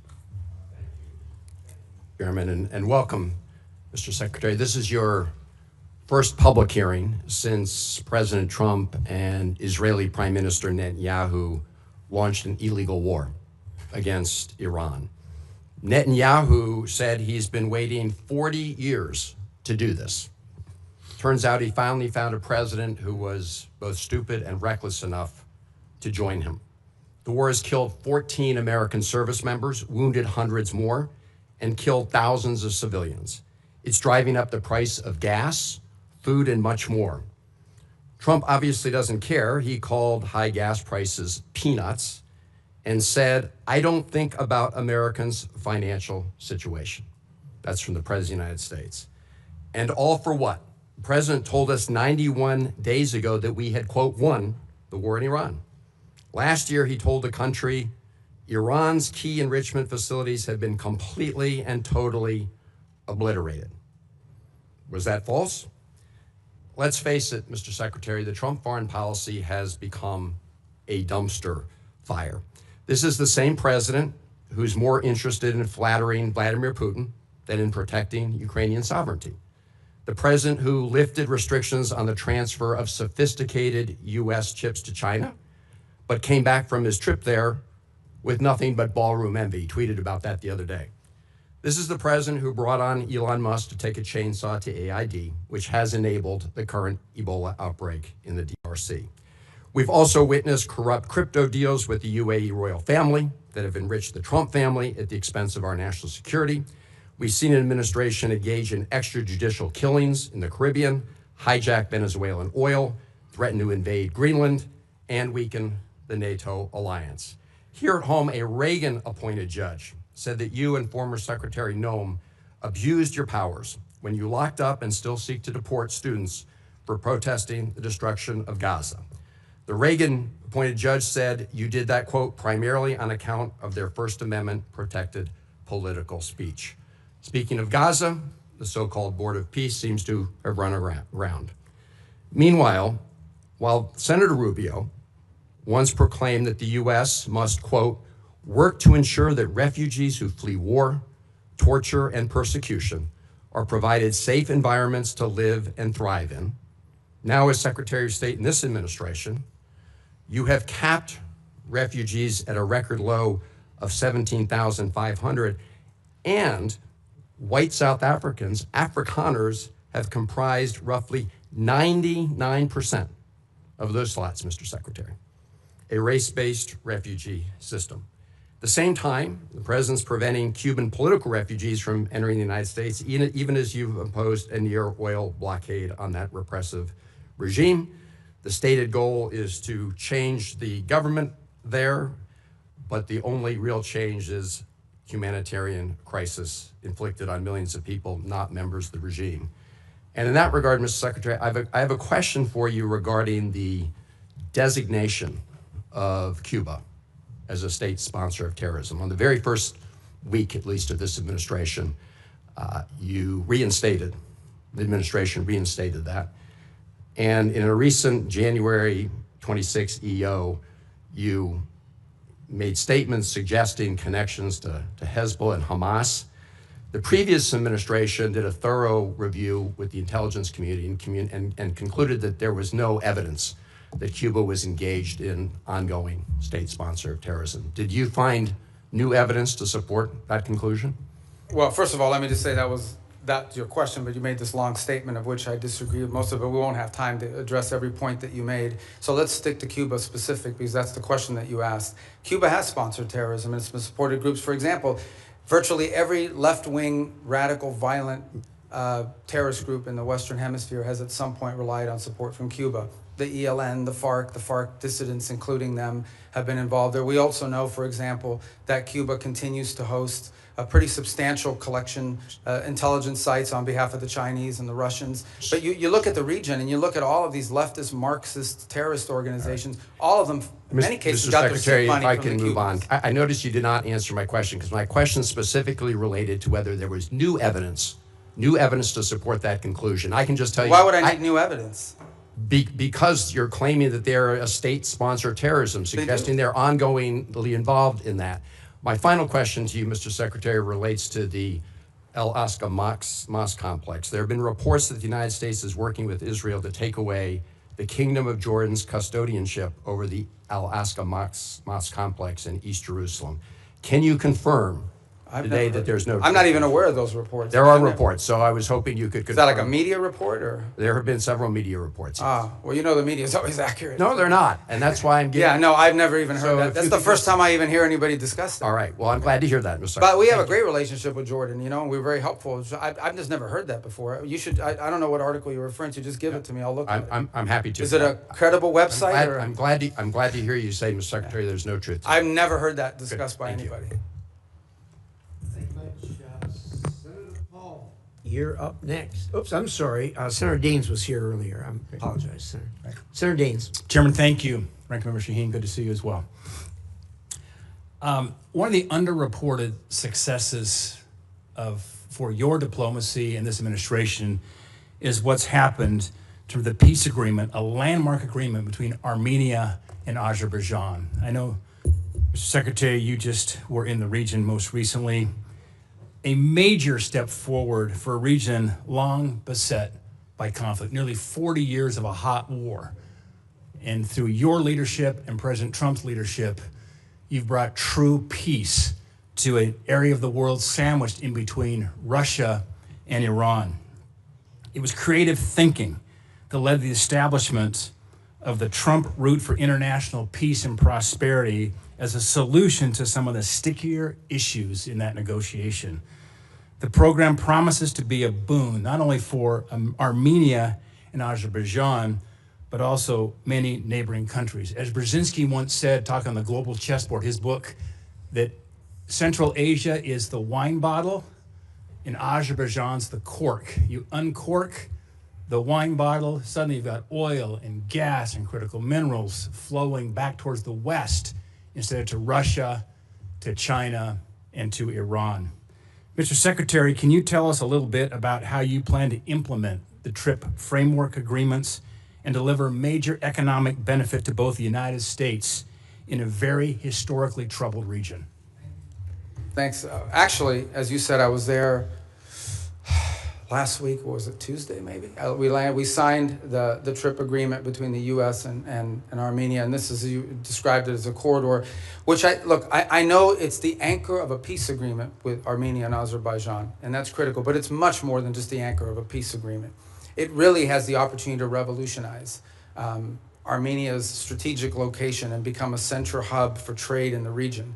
It solves the issue of access that Azerbaijan cared about, and it was an irritant in their relationship, but it does much more than that. It has the ability to transform the Armenian economy in a very powerful way. Here's the other thing that it's done. You know, for a long period of time, our relations with Armenia were quite stagnant, and in many cases, I would argue, almost non-existent. It has also reinvigorated that relationship between our two countries and allow us to explore opportunities in all sorts of other fields.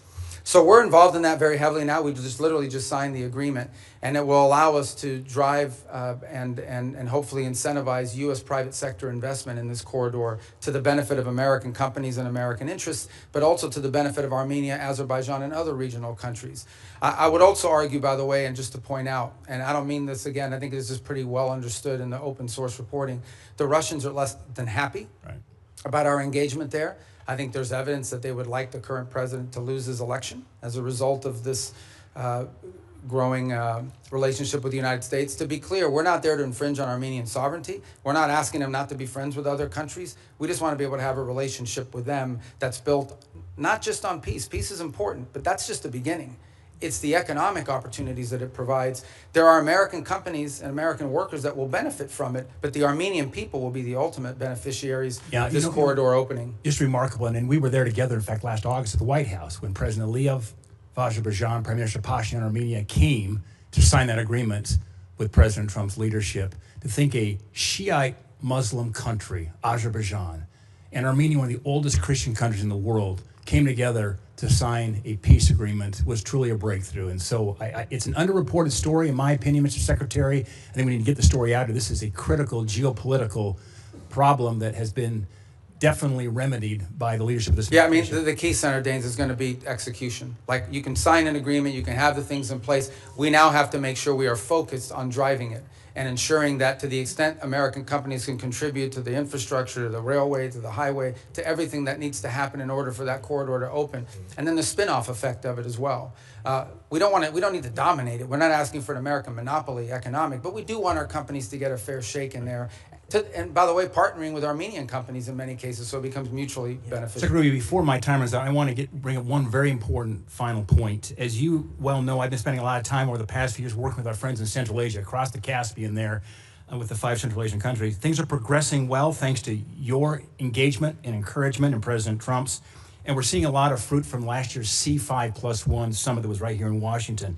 That being said, there is still a major hurdle to strengthen our ties. One of the key irritants to our friends in Azerbaijan and in Central Asia is the infamous Jackson-Vanik trade restrictions. These are Soviet-era relic restrictions. In fact, Senator Murphy and I are the co-leads on the repeal. It's long past due that we get this changed. Mr. Secretary, is removing these restrictions a priority for you and your department? And removing them have a significant impact on our relations with Central Asia? Yeah, it's a detriment. We'd like to see it removed, and I think you should talk to the chairman and the ranking member about putting it on the agenda with you guys. They're right there. You can tell them. But... It's finance. Oh, it's finance. Finance you don't have committee. jurisdiction over that? It is. That's my job. And Mr. Secretary, Finance. Well, that's good. That's what I do too. It's not my job. It's and our encouragement from our friends over in the House will be helpful. We'll work with you on that, Mr. Secretary. You should get it passed. I mean, look, it would be very helpful. Yeah, it would be. Thank you. Absolutely. First of all, let me say that I absolutely concur with the Secretary and Senator Daines with you. And I've talked to the President about this, as you know. And I have actually talked to the Chairman of the Finance Committee, who I know relatively well.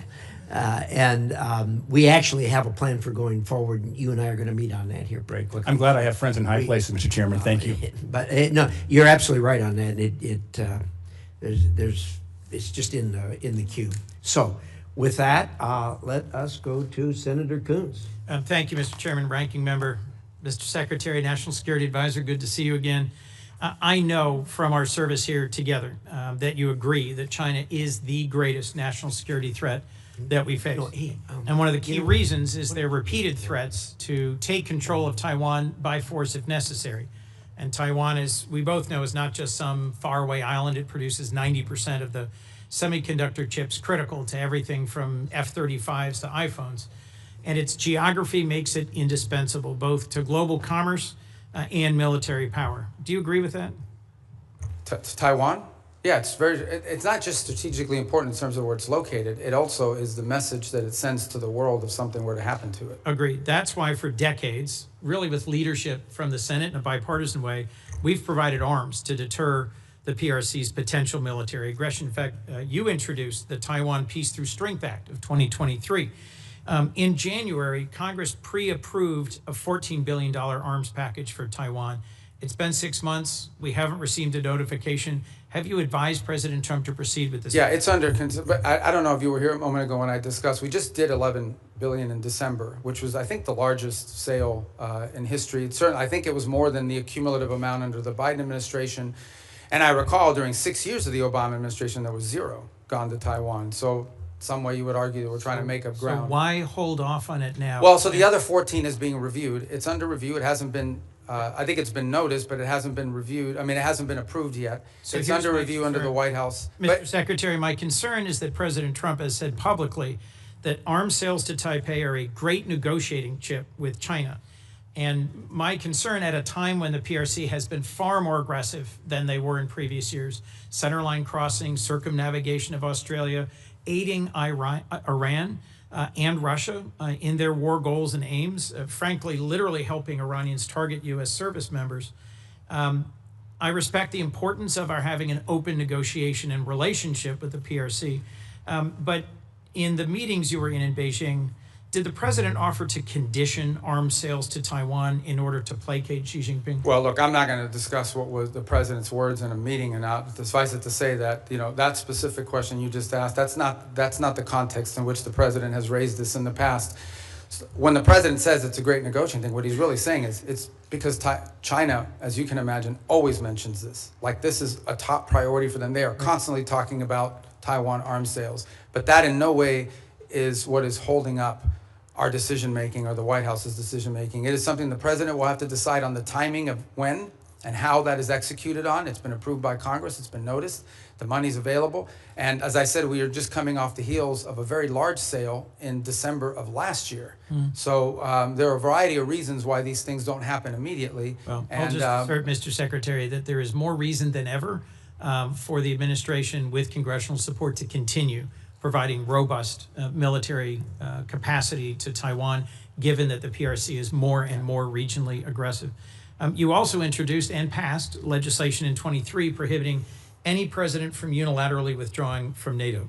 I assume this was because you recognize that our alliances are a key advantage against Russia, against China, against other adversaries. Do you still consider Article 5 an unconditional commitment? Yeah, so let me address that holistically if it's okay, because I think we have time to do it. First of all, you're right. I have throughout my entire career in the Senate and through much of my time now in this administration been a supporter of NATO. I see its utility. The key, and I'm just being honest with you when we talk about this, one of the key arguments that I would always use on behalf of NATO is the fact that it allows us basing rights that we could use in a contingency operation in a time of conflict, in a time of need, that we just have had. So when you have countries in this alliance, because understand, at the end of the day, we are providing basically the defense backbone of an entire continent of rich countries. These are not poor countries. These are rich countries. And the utility of NATO for us is that it provides these basing rights. Now we are living in a world in which some of these countries, I point to Spain as an example, openly brag about how they've denied us the use of these bases. And so if the core rationale for us being in NATO, if what we get out of NATO is the ability to use bases, and then we have members of that alliance that are basically denying the use of those bases in a contingency, well, it calls them to question the entire thing. Forgive me, I have one more question I want to make sure we get to. Is it not true that some of the challenges in our NATO relations have only come after President Trump threatened to seize territory from a trusted and reliable and No, I don't think contributing that's partner. fair. Yeah, I don't think that's fair. I think he publicly said both. I know, that but I don't he would use think- tariffs to coerce Denmark into giving up Greenland. Yeah, but just to tell you, look, if you go back and study the history of it, NATO tensions and debates within U.S. or whether we should be in NATO, in the 1970s, it was the reverse. It was the administration trying to stay in NATO and Congress trying to get us out. Yes. I happened to see a speech, they were playing it after he passed away on C-SPAN, Jesse Jackson at the 1988 Democratic Convention calling for the United States to get out of NATO. I was these there. debates over NATO, you were at As that? was Joe Biden. Oh. Joe Biden didn't support that position then, and I don't support that position now. But Let my me move point to is the that last these debates question, about Mr. NATO have been Secretary. ongoing for a long time. There's about 1,100 vetted Afghan allies being held at Camp As-Salih in Qatar. And that includes 400 children and 150 family members of currently serving active duty U.S. service members. They've been stranded there for a year and a half. And there is talk of sending them either back to Afghanistan into the waiting arms of the Taliban or into war-torn and now Ebola-infected countries like the DRC. And these are people who they or their immediate family members served alongside U.S. soldiers at great risk. Can you commit to working with me and others in this body to support the relocation of these vetted individuals to the United States, especially those who are family members of currently serving U.S. soldiers? Yeah, I can't. First of all, as you know, we're under an executive order now after the National Guard attack here, and so that happened last year. So we can't admit any Afghans at this point into the country. That said, you just pointed to them being sent back to Afghanistan. Our goal, we've worked on this, and we'll work with you on it, Please. is we have talked to multiple countries. Now, I don't know of any single country that's going to take 1,000 people. But we've talked to multiple countries about taking several hundred of these people and allowing them to move to a safe location. As you know, we are operating under not just those restrictions, but broader restrictions about immigration into the United States after 25 million people entered this country illegally over a 4-year period leading up to this administration. president just but I'll work raised- with you to find the right places for them to go. We want that to happen. The president just raised the refugee cap exclusively to allow Afrikaners into our country. I would welcome a chance to work with you to find safe third countries for these Afghans. And I frankly think we ought to be revisiting our refugee policy, because the refugees who've come into our country in the past are the most vetted and often the highest contributing. As you know, my childhood church hosted a South Vietnamese family, and seeing the 5 of them become great Americans, entrepreneurs, contributors. It is refugees from oppression overseas, whether from Cuba or Venezuela, Vietnam or Afghanistan, who have long contributed to the United States. Thank you, Mr. Secretary. Senator Paul. I'd like to revisit for a moment the boats that were blowing up in the Caribbean and the Pacific that referred to as drug boats. I think it's interesting that the 3 secret criteria we're using to blow up the boats doesn't include whether they have drugs on board. I would like to add that the statistics from the Coast Guard also say that when we interdict alleged drug boats in the historic way, the way we've always done it, about 1 in 4 don't have drugs. We make mistakes. We see something suspicious about the boat, we stop them, and they don't have drugs on board. I would also like to add that drugs is not a criteria for blowing up the boats that are called drug boats, but neither is arms. So in order to blow them up, we don't have to say that they're armed or have drugs. And I think a lot of people would have questions, which I still do. I am glad to hear today, though, that the administration and the negotiations are willing to trade sanctions relief for removal of enriched uranium. I've said for a long time and argued for a long time that sanctions in and of themselves rarely, if ever, are of any value. I've yet to see any Chinese behavior that's changed because of sanctions. I've yet to see any Russian behavior change because of sanctions. I've really yet to see any Iranian behavior change because of sanctions. However, sanctions do have some leverage and ability to exact change if you remove them. So the removal of sanctions might actually have some hope. So I support the administration in this. Now, there are many Republican critics who have been vocal on the airwaves recently saying, oh, no, we can never negotiate with them. These are terrible people. Well, you don't really negotiate with really friendly, good people. You're, in a time of war, you're going to have to negotiate with an adversary. So I do commend and supportive of the idea of this. And the other thing is, it's very verifiable. You don't have to wait for verification. You could say the trade sanctions end as soon as we get the 440 kilograms of enriched uranium. Now, it has to be dug, I guess, some of it from under a mountain of rubble, but at the same time, be very verifiable. But what I would argue and what I would advise is that you really, why not offer everything? Offer all of the relief of virtually all of the sanctions if you get it. Now, you can wait if that's what you want, is the enriched uranium out and a promise. Now, the rabid hawks will argue, well, we're not going to negotiate with terrorists. We're not going to negotiate with bad people. Then they'll continue to have enriched uranium, and they'll continue to enrich uranium. So I do think that the argument that there hasn't been a military solution to this is largely proven by the fact that even though we've militarily obliterated their military, all of that is true. It's as Fred Ickley wrote in Every War Must End, that military victory doesn't always translate or lead to political resolution or to things that you want done. What we really want done is no more enriched uranium, and you don't enrich uranium, you give up on these hopes. But I would say that as we are looking at trading sanctions, you say there's some you can do on your own, there's some that are congressional. I would be bringing in the leaders in the Congress who can give up on these sanctions and hopefully try to get their voice saying yes, if they will give up. Because if you give up a few piddling ones that that won't change things, that the White House has the ability to do, and you still have all these congressional sanctions, if you're on the other side of that equation, you might say, we're not giving up the one thing we think is leverage, the enriched uranium, for maybe a little bit of sanctions relief. So I would say really go all in on it, because it would be verifiable. You don't have to wait and prove it. You would have to prove in the future whether they're enriching. But I think that is a good step forward. But it's also important for people to have a discussion of what diplomacy is, and that diplomacy doesn't always have a bad name. And frankly, I'm glad to hear that the administration is negotiating, and I wish you luck. And I'd love to hear your response in general. Well, first of all, the president's made clear the priorities. Iran can never have a nuclear weapon. And what do they need to have a nuclear weapon? They need a couple things. They need the ability to enrich. That has been substantially destroyed, but could always be rebuilt over time. And the second is the ability, and highly enriched uranium, that's 60%, that could quickly be enriched to 90% weapons grade. The second point you make is about sanctions. So that's the goal here. And the sanctions, first of all, there's a combination of sanctions. There's sanctions that block direct sort of activities that generate revenue. And that's problematic beyond the nuclear program, because they also use this revenue to fund sponsors, to sponsor terrorism like Hezbollah and others around the region.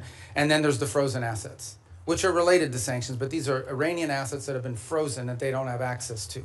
So what I would argue, and again, I don't want to get ahead of myself because we're not engaged in this conversation with them yet, but if you get into a situation in which the reason why there are sanctions are because of the nuclear program, and so if they comply with what we're demanding on the nuclear side of it, zero enrichment, get rid of the enriched uranium, they're complying with these things, then I think that's the place where the frozen assets could be discussed. The more they give, the more they would get. I think ultimately we will still face other challenges related to Iran separate from the nuclear program, like what they use their money on, which is to sponsor Hezbollah and to sponsor Hamas and to sponsor terrorism around the world. But on the nuclear question, which was the president's been focused on now, no nuclear weapon program, the sanctions that are directly related to the nuclear program, the more they give, theoretically, the more they should be willing to get. What they're not going to get it as a down payment. They're not going to get it as a signing bonus. And I would also point out that negotiations on nuclear matters are highly complex, highly technical. And so it will take some time to work through that, as is sanctions, by the way, highly technical, and in many cases multifaceted. There are UN sanctions, there are US sanctions, there are US congressional sanctions. So there's a lot to unravel there. Is benefit from the idea of trading sanctions relief for activity. And if you don't ever trade them, if you just have them on the book, then I think they're of little value in changing behavior. Thank you. Senator Booker. Thank you very much. Mr. Secretary, you and I talked a lot about Africa, and I raised concerns about a lot of the cuts. We're seeing globally an increase in tuberculosis, an increase in malaria cases. We see a continued ongoing on the continent HIV crisis. And the United States has pulled back from a lot of its investments in those areas. Now with the crisis with Ebola, we see that the challenges that have been brought about as a result of our surveillance early detection, and the like. So I'm just very concerned about what the administration's strategy is, because we're clearly seeing here that what goes on the continent of Africa directly affects our public health as well. Well, first of all, I don't agree with that assessment. I mean, first of all, it's not about cutting back. It's the response here is not just how much money you spend, it's what results you're going to get. Now, let's talk about Ebola for a second. Ebola, the outbreak in Ebola was in a war-torn, isolated rural area in the DRC. That's where that began. Since that time, our response has been very quick, very rapid. Well, so you're saying you did not cut early detection, Piers. I'm not talking I'm about saying that whatever you're pointing to as the cut is not the reason why there was an Ebola outbreak. I'm not connecting the two. I'm simply saying. Well, you are connecting them. You said that our cuts... Senator Rubio, I'm not trying to get in an argument with you. I would really like to actually have my questions answered. So very quickly, we cut early detection when it comes to infectious diseases on the continent. Factually, this is not an opinion. We made those cuts. We cut early warning systems on the continent. It had nothing to do with the Ebola outbreak. So I don't need to tell you, Secretary Rubio, that we're living in a place where an infectious disease crisis anywhere is a threat to public health everywhere. The United States has made major reductions in these areas that have put us more at risk. If you're talking about this clearly Ebola crisis, there's other things and other cuts we've made, and you see it factually. Even our own State Department personnel that I've talked to are saying we're less prepared for a global outbreak than we were before. And my worry is, specifically in a budget hearing, is this budget makes even deeper cuts into the kind of things that could prevent the next outbreak, or, as we've seen unfortunately with COVID, have us more prepared. Yeah, I don't agree with that assessment. I don't know who told you that at the State Department. So just let's move on. My time is limited. I know, but that's an important question. I don't want to eat up your time, but I need to answer that because I just don't agree with that. Mr. Secretary, you can't even agree on the facts. Because that's not accurate. I mean, again, you look at what we've entered into. It's not accurate that we cut early detection. Because those have all been repurposed in different arrangements that we now have with these countries. As an example, I would like, for the record, because we're not going to cover it in my short time, if you're telling me we are as prepared or more prepared before the Trump administration came in, I'd like to see the facts. I think when these reforms are finalized, which we're on the verge of doing, we're actually going to be better prepared. We are responding today faster, not just to humanitarian crisis, but to outbreaks than we were before. We are responding in some cases within 72 hours, are able to move funds to task, which you weren't able to do in the old system. And we're also building the capacity Mr. Secretary, may I please reclaim my time to shift gears? The Strait of Hormuz, I was listening to the conversations you had with some of my colleagues. We've now seen the Strait close for months, and you explained that we're going to see an opening of the Strait, and that ultimately the exchange we will get for that is, after that fact, we will release certain sanctions.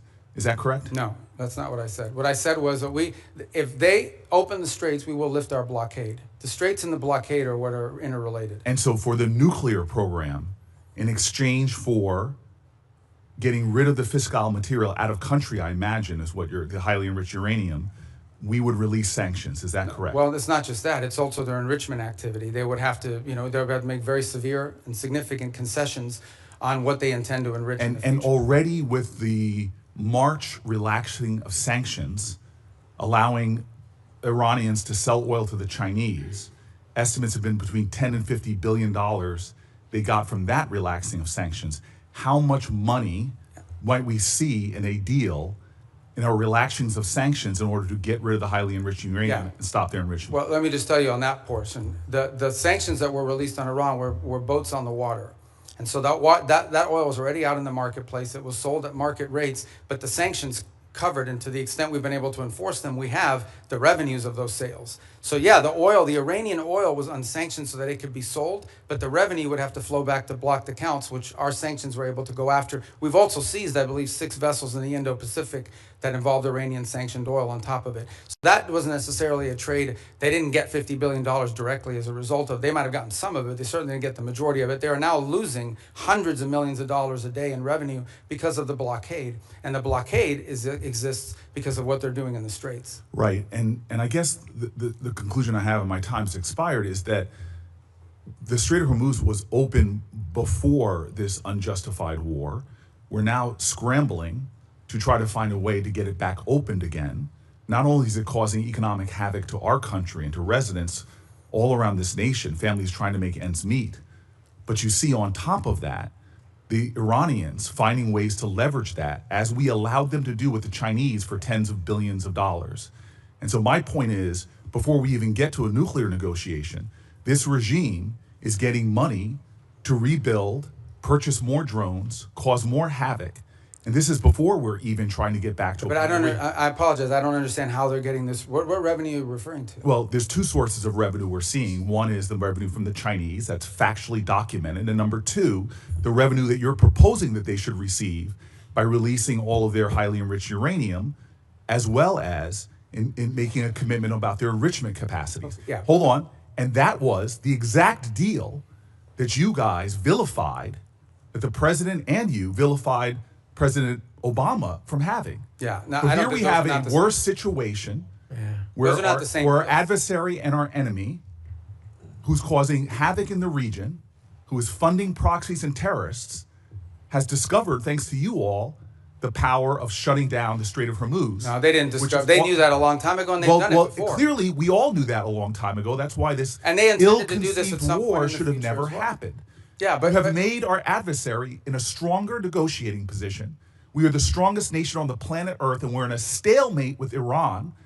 And now we're begging to get back into a deal that you all We're not trashed begging. in the first place. There's no one begging. I don't Clearly, know. this is a Senator shame. Senator Booker, your time's up. But can Senator I just- Rubio, since he's I do calling want to over, you address can some of these points respond. because they go to the heart of the matter. No one's begging for anything here. The Iranians might be begging because their economy's losing hundreds of millions of dollars a day. That they are losing.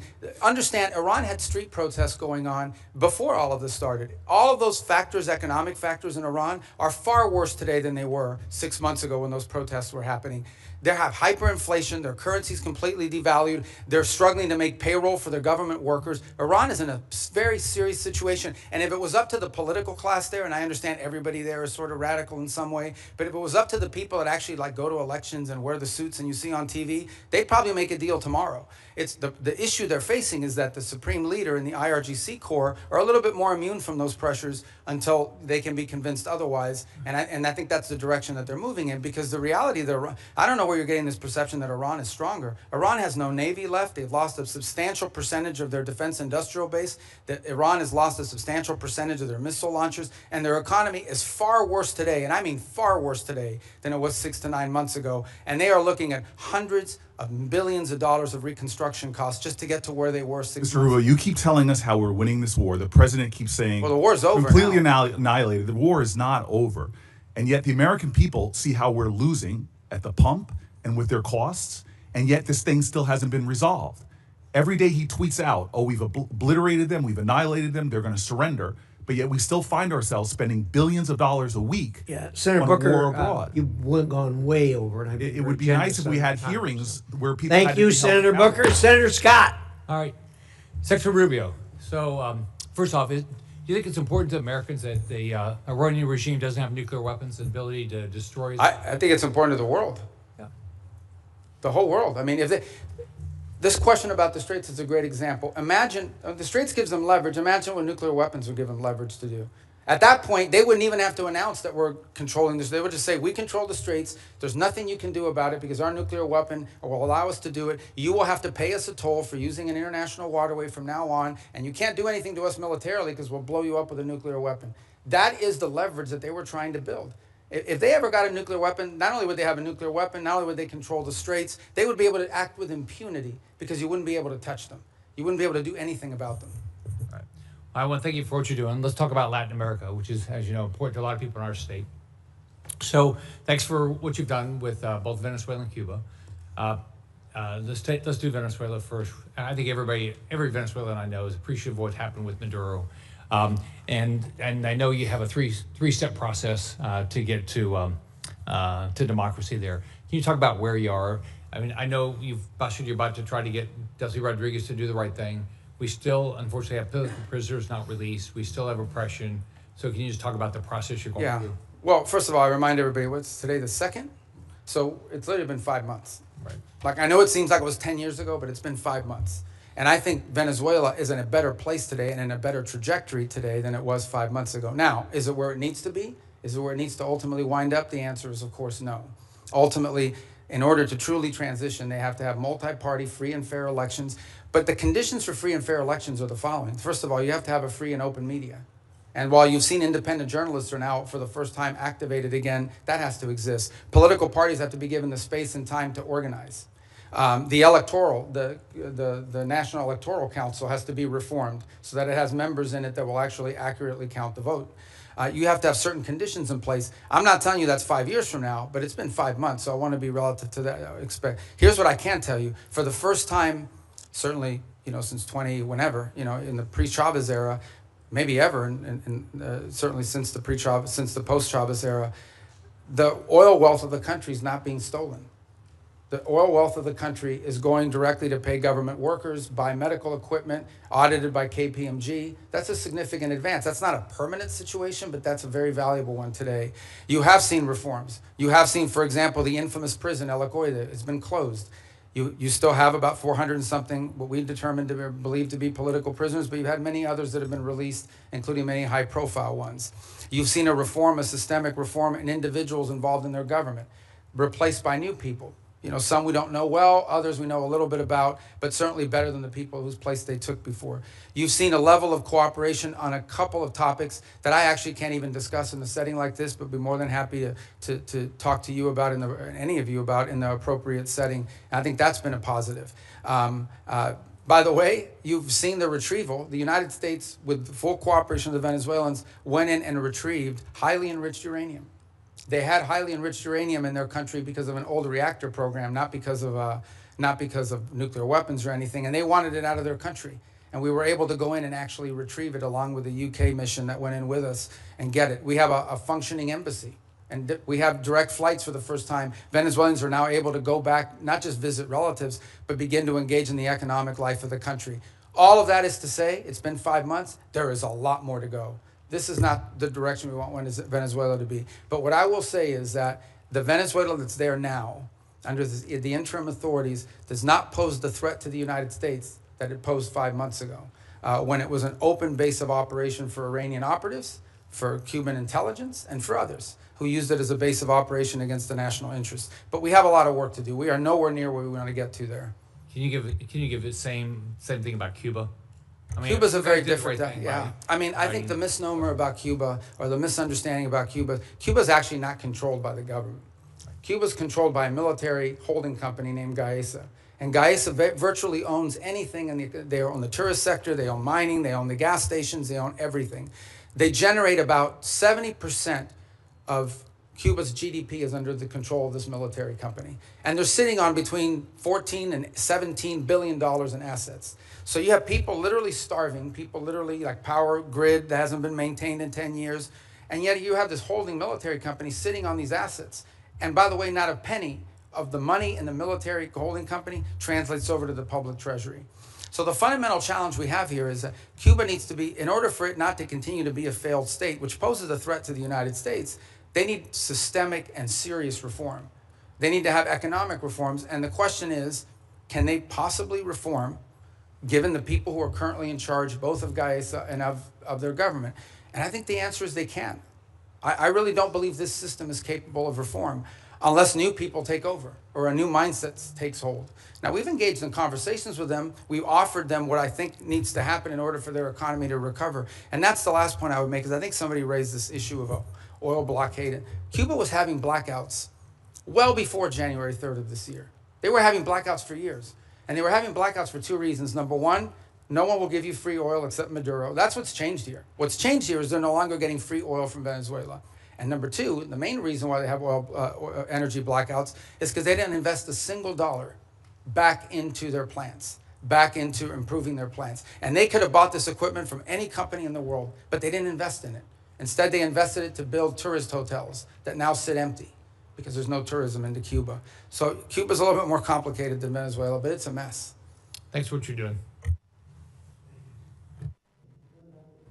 Thank you, Mr. Chairman. Secretary Rubio, I trust you're familiar with then CENTCOM Commander and future Secretary of Defense Jim Mathis's famous quote about the importance of funding our foreign policy apparatus. In 2013, in response to a question from the now chairman of SASC, General Mattis pointed out that if you don't find, and I quote him, If you don't fund the State Department fully, then I need to buy more ammunition ultimately, end quote. Unfortunately, despite his service in the first Trump administration, the second time around, you seem to have taken the message as a blueprint rather than as a warning. The budget that you're presenting today cuts the State Department by about a third, after you previously tried to enact steep cuts and eliminations last year, many of which were already rebuked by Congress on a bipartisan basis. Time and again, this administration uses our military as a first tool of choice, manufacturing new crises and new conflicts that worsen the situation for folks abroad as well as for American people back here at home. And now you're here to justify a budget request that further undermines our diplomatic apparatus, the tools and professionals that are critical for not only preventing crises before they begin, but those who will be responsible for negotiating our way out of Trump's war of choice in Iran and whatever other nightmares he dreams up with. So based on how this administration has conducted itself for the last year, our adversaries are learning that the United States is not a reliable negotiator. They're learning that we will quickly turn to using force before working to alleviate crisis points and prevent war. I'm very concerned that in turn increases the risk of our adversaries jumping to use force first, increasing risk to American citizens and American interests around the world. We saw that instinct for the military option in the Caribbean and in Venezuela. And now we're seeing threats of it in Cuba while we're still engaged in the Middle East, where President Trump is blowing a shocking amount of money and failing to uphold his solemn duty to put our service members at risk only for the most serious and imminent national security threats to American people. Mr. Secretary, you also wear the hat of a national security advisor. So with both that hat and as Secretary of State, do you agree that this administration has spent more on Trump's war in Iran than you are requesting today for this entire State Department budget request? Yeah, I can't speak to the Department of War. Would have to speak to you about the money and what they calculate are the costs. I can't give you an accurate answer on that because that's not the thing that I look at. I would think you would have some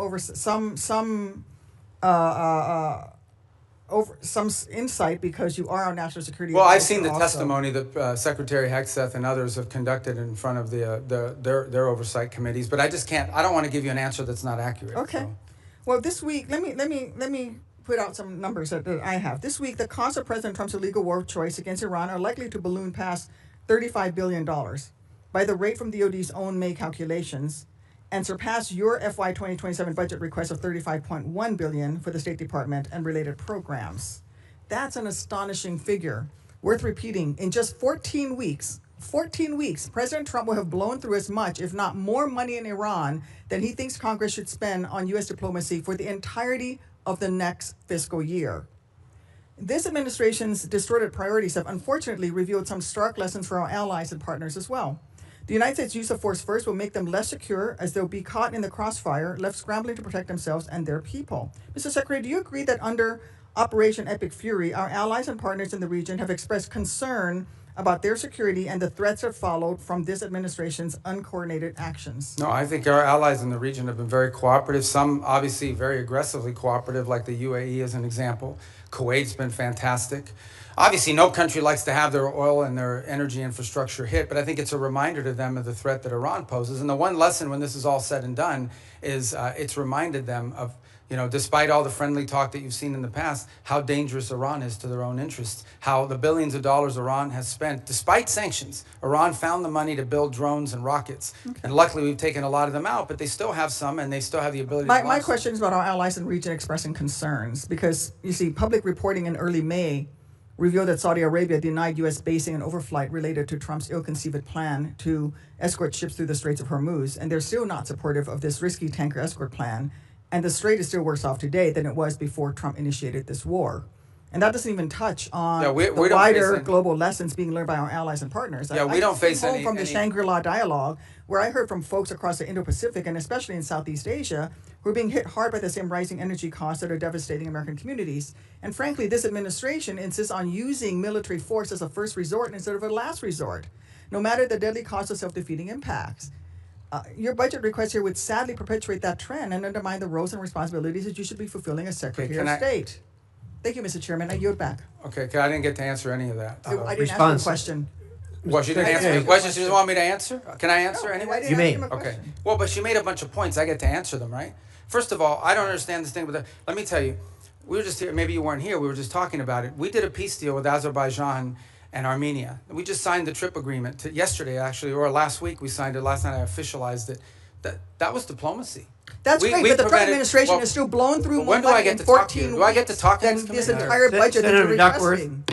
Senator Duckworth, I'm going to let Senator Rubio reply to the statements that you made at his request. Yeah, that's. But we've got a hard stop at 12:30. Okay, but I know, but you said a lot of stuff. I get to answer some of it. All right. So the first is the second is India-Pakistan. We ended that war. We were involved in helping broker that. Thailand, Cambodia. That's diplomacy. We've been very engaged in fact, as I sit here now speaking to you, I've got the Lebanese government and the Israeli government meeting at the State Department starting at 8:30 this morning for the 4th time after engaging last week at the military level. So we're carrying out now, we're carrying out diplomacy all over the world constantly and very successfully in many cases. Now, let me make one more point that you raised about the budget request. Guys, we understand how this process works, okay? You guys understand. I know because I've been involved all the time. We OMB, produces sort of timelines for every agency. We put forward a budget. We say, this is the money we've been allocated. This is how we would spend it.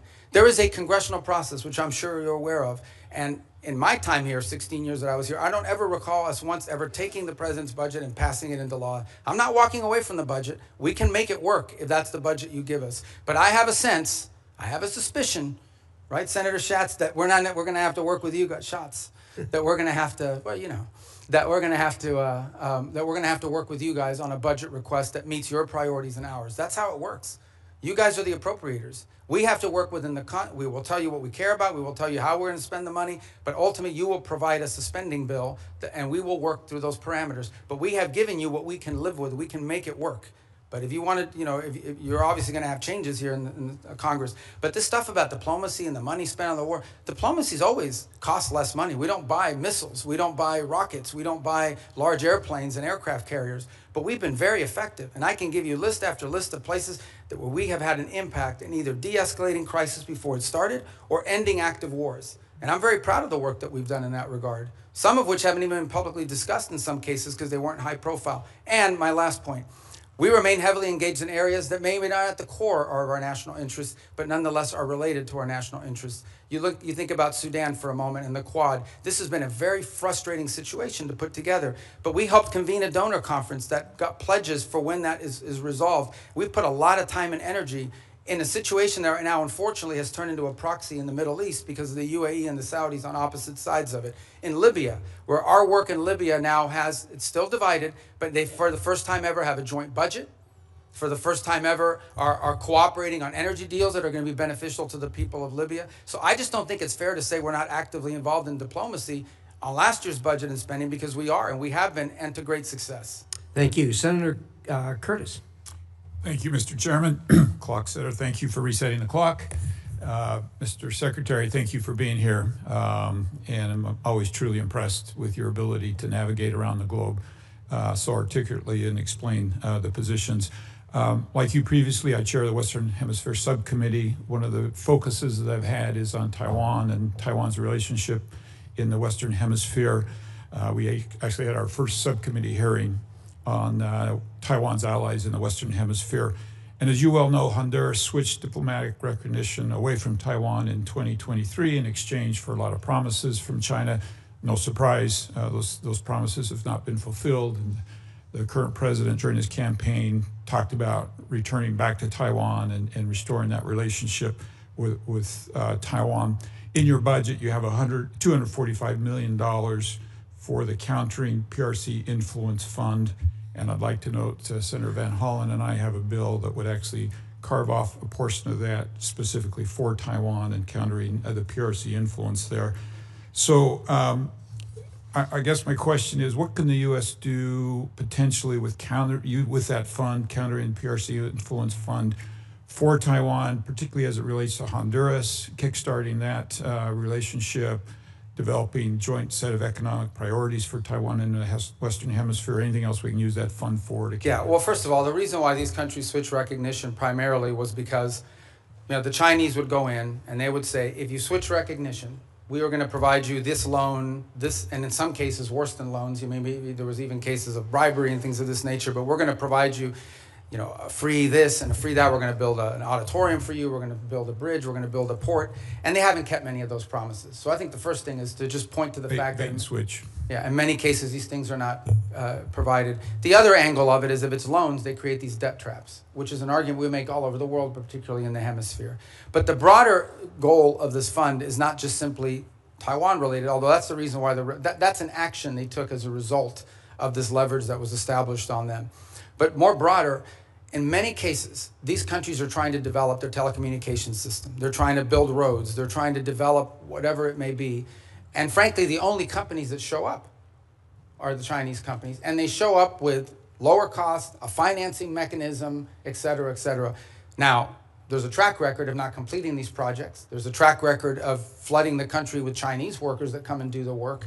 So I think part of this fund is designed to create alternatives to that, to give these countries alternatives to the Chinese or other foreign malign influence that might be occurring in their country. Part of that is attracting U.S. commercial ventures to do it, but part of it is providing the resources so these countries can go out and do this without being subject to or vulnerable to this sort of leverage tactic that's used against them. Thank you. Let me switch to China for just a minute. Your budget notes the merging of the Foreign Service Institute, where a lot of the state language training takes place, with the Human Resource Bureau, and I'm hoping that can improve the language capacity. But here in the Senate, I've picked up the Uyghur Policy Act, which you led when you were here. Part of the bill that I'm especially supportive of is the provision that's supporting the Uyghur language training for Forest Service officers is not only important but required, and that we have Foreign Service officers in Asia and China that can speak that language. I think it's absolutely vital that our diplomats be able to understand the people in their own language as to the abuses that are going on there. Given your previous experience on this bill and the department's focus on the CCP's repression, do you still support this provision, and can you just speak to how important this is? Yeah, well, I think obviously the Uyghur language is not a widespread language around the world, but it's incredibly valuable in an important part of the world. And so I think we want to see a language proficiency. That's generally been a challenge writ large over a period of time. And one of the goals of the consolidation is to be able to drive language school more effectively, more quickly to foreign service officers before they're deployed. Obviously, proficiency in certain languages are very difficult. They take longer periods. Some languages are harder to learn than others, especially if the base of the language is, like, just to give an example, it's easy to learn Italian if you speak Spanish. It's much harder to learn Mandarin, and or the Uyghur language for that matter. So, but language is a priority for us. And it's one that, by the way, in our recruitment tools, is one of the things we also look for is whether potential candidates already bring an existing second or third language, which is a huge benefit. Yes, and just very quickly, you want to clarify, use this opportunity. The president had a tweet about speaking with Hezbollah yesterday. Do you want to clarify for people what happened and anything that you'd like? Well, we received communications via the Lebanese government and the speaker over there on behalf of Hezbollah as early as Sunday about that they would refrain from attacking Israeli territory if Israel did not take new strikes in Beirut. And so it came from Hezbollah, but through Lebanese authorities. I think that clarification is important. Thank you for being here today. I yield. Thank you. Senator Rosen.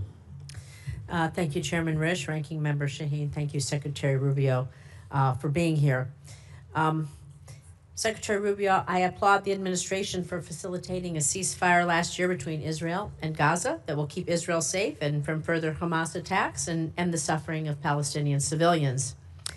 But I have serious questions about transparency, about the funding for the so-called Board of Peace in light of recent reporting that suggests donor funds have been deposited into a private J.P. Morgan account with no independent transparency mechanisms in place. As a member of the Board of Peace, Executive Board, and Secretary of State, you should be in a position to provide us with some answers. And you, as a former senator, know our role here, trying to get answers. And my team's been asking for a contact with the Board of Peace for several months just to do our due diligence, but we've received no response. Can you tell me exactly who my team should be reaching out to, please? Well, I can now because the Board of Peace has finally hired some staff. It's going to be a very lean operation. They're working out of the Institute of Peace building. So for some period of time, they really were not. It was just a very lean operation. So do you have a name for my? I do. I just don't have it on me, but I will get that That's to fine. you. We will. But they've. I think they just hired staff like in the last two weeks. We will follow up with you. Thank you. I have a few other questions. Can you tell me how much money is in the World Bank administered Board of Peace Fund? Do you have a? Don't have the answer because there's not U.S. dollars that have flowed. These are donor funds. So can you tell me how much money is in the J.P. Morgan account? Yeah, but again, those are not U.S. government accounts. Those are Who has oversight? Well, that's the key here. That ultimately the oversight over the funds of the Board of Peace will be done, and especially when it comes to U.S. dollars, will be done by you in Congress. We have not committed those funds there yet, although we've made a pledge until they've stood up the Board of Peace administratively. Congress will have oversight ability. Thank well, you. on the U.S. dollars. Of the U.S. dollars. Can the money in the J.P. Morgan account be used to compensate the president or his family or anyone directly? No one's talking about the doing president? That. And you said you just hired some folks and it's going to be lean. About how many full-time personnel do you expect? I think they ultimately want to get up to 15 or 20 full-time. I think they've started at 5, and if so I'm not mistaken. I could be wrong, but those are the numbers I recall. So is the $50 million in U.S. taxpayer money that your department wants to give to the Board of Peace, is that going to be used to cover this? But I think that $50 million was reversed. We ended up not doing that as a result of the way it was constructed. The Board of Peace is now built out as an international, non-governmental organization. We will follow up with you on that once you give us a contact after this. Thank you. So Secretary Rubio, during your confirmation and budget hearings last year, you committed to me you would support women and girls programming at the State Department. But under your leadership, you've terminated dozens of awards supporting women and girls. You shuttered the Office of Global Women's Issues, GWE. You fired the entire staff. You said repeatedly that regional bureaus will now be responsible for programs to support women and girls, but my staff has asked every single regional bureau if they have a plan to do this, and not a single bureau can provide me with an answer. And so, Secretary Rubio, I'm just so disappointed. I want to believe that you didn't lie to us, lie to me, and so I want to give you an opportunity to explain how women's issues have been integrated into the I don't know. bureaus. Do we have an outline? I don't know who's telling you that at the regional bureaus, because that's not accurate. Some regional bureaus have a larger mandate on women's issues than others. As an example, like in Europe, it's probably less intense than in Africa. Can you tell me who on your team we can reach out to then to find out? Because we're not getting, they're telling us they don't know. Well, the regional bureaus tell you they don't know. Not only does every regional bureau have someone in charge of women's issues, or at least in charge of that portfolio, but most of our embassies, especially in some of these key places, are advocating follow up, this. And can I call you Yeah, and of have course. a conversation, because somehow there's a community? Yeah, because we didn't eliminate the program. We simply felt that there's a difference between the women's issues, for example, that you would face in Africa versus what you may be facing in some part of Asia. Could you name a single new program that you've stood up in the last since the GB office was closed? Do you know of any? First of all, almost every single one of our programs that we do now, our humanitarian response to crisis, our food programs that we've distributed, all of them have a women's component to it. So, primarily because in these societies, women are the first ones affected. Please, so we can get some clarification. Yeah, we'll follow up, and I'll give you the right people. But each of these bureaus has someone or more than one case. The last one here is there is a International Women of Courage program. You and the First Lady have championed. Are you going to commit to maintaining that? The which one? I'm sorry. The Women of Courage program. You and the First Lady have championed that. Yeah, well, we had an award ceremony last year. So I don't know if one is scheduled for this year yet. Thank you. With the remainder of my time, I'd like to remind the American people that as the Secretary of State, your main duty as America's chief diplomat is to maintain our relations with foreign nations. This is why I was shocked to see that you were at a party with President Trump in Miami instead of accompanying Vice President Vance to Pakistan for negotiations. What party was I at? I was at a party? It's publicly reported, and there's photos there. But what party? No, but you're going to say that. I'm going to answer it. I'm going to answer that question, because that's an absurd statement. I was not at a party. Finish my paragraph, he can answer. People are going to slander me. I'm going to answer Steve Witkoff and Jared Kushner, both of whom were never confirmed by this body to be America's diplomats, accompanied the vice president in the negotiations. Even Iran's foreign minister was not there, yet was there, and you were not. I just feel that's embarrassing for us, and it's embarrassing for you. So, Mr. Secretary, Congress represents the American people. We have the power to confirm who represents America abroad. We confirmed you to be our Secretary of State. We confirmed you to be in the negotiations that are happening. And it's just unthinkable to me that you are missing high stakes negotiations or that you're not involved. It's sad. Senator Rosen, your time's up. Yield back. But So let me Senator Secretary Rubio, You're should have the 100% opportunity to inaccurate reply. and 100% wrong. Here's why. Number one, the Vice President of the United States was there, and he wasn't confirmed by the Senate. He was elected by the American people. Okay? He is the second in line of the presidency of the United States. He was president. Mr. Witkoff is the president's envoy for negotiation for peace deals. Mr. Kushner is a private citizen that serves as an advisor on these functions. They were the team that we sent to Pakistan. I was not at a party. Where I was is next to the president.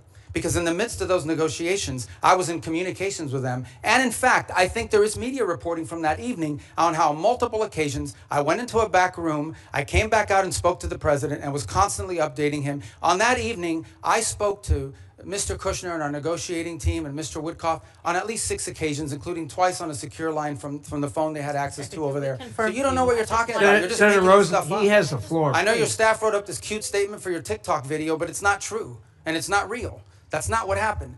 Okay? I'm the National Security Advisor and Secretary of State. I was co-located with the president in the midst of a high-stakes negotiation so that I could immediately inform him about events occurring halfway around the world. I was where I needed to be at that moment because we had a very capable team on the ground in Pakistan led by the Vice President of the United States.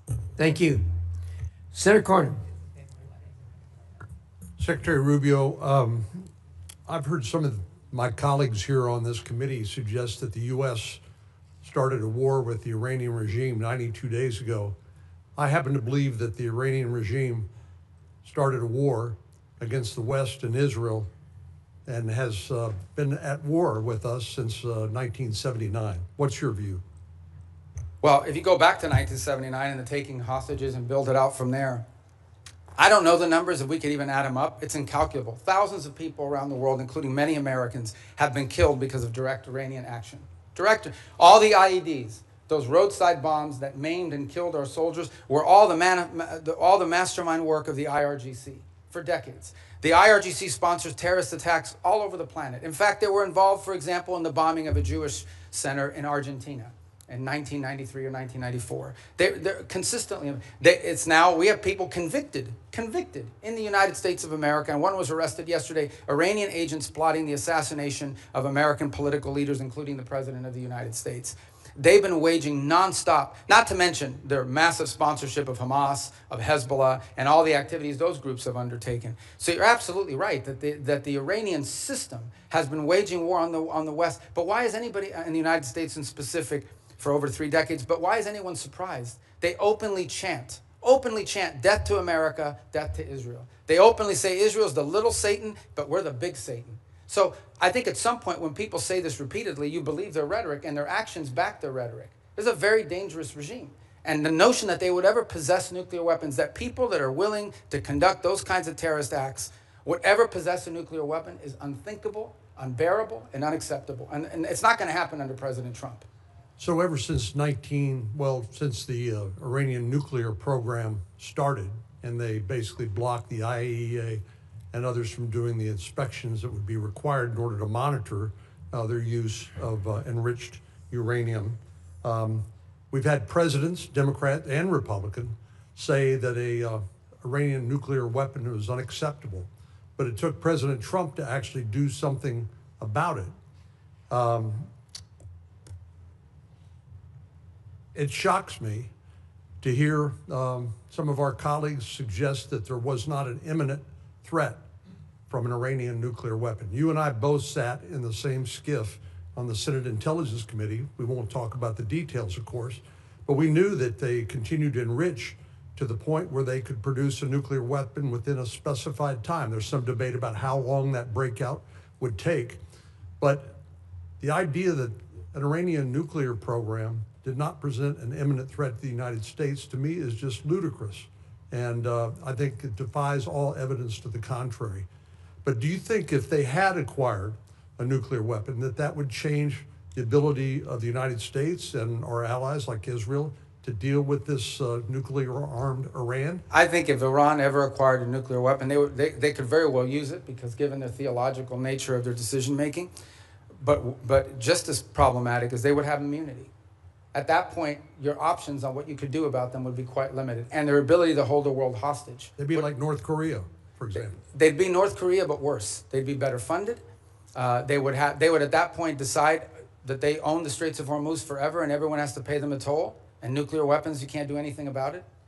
They would be able to act with impunity. They would sponsor Hezbollah. They would sponsor they would hyper scale their efforts of global terrorism and completely try to drive us out of the region and ultimately destroy the state of Israel. That's what their goal would be, and you wouldn't be able to do anything about it because they have a nuclear weapon and would threaten to blow people up if you tried to move against them.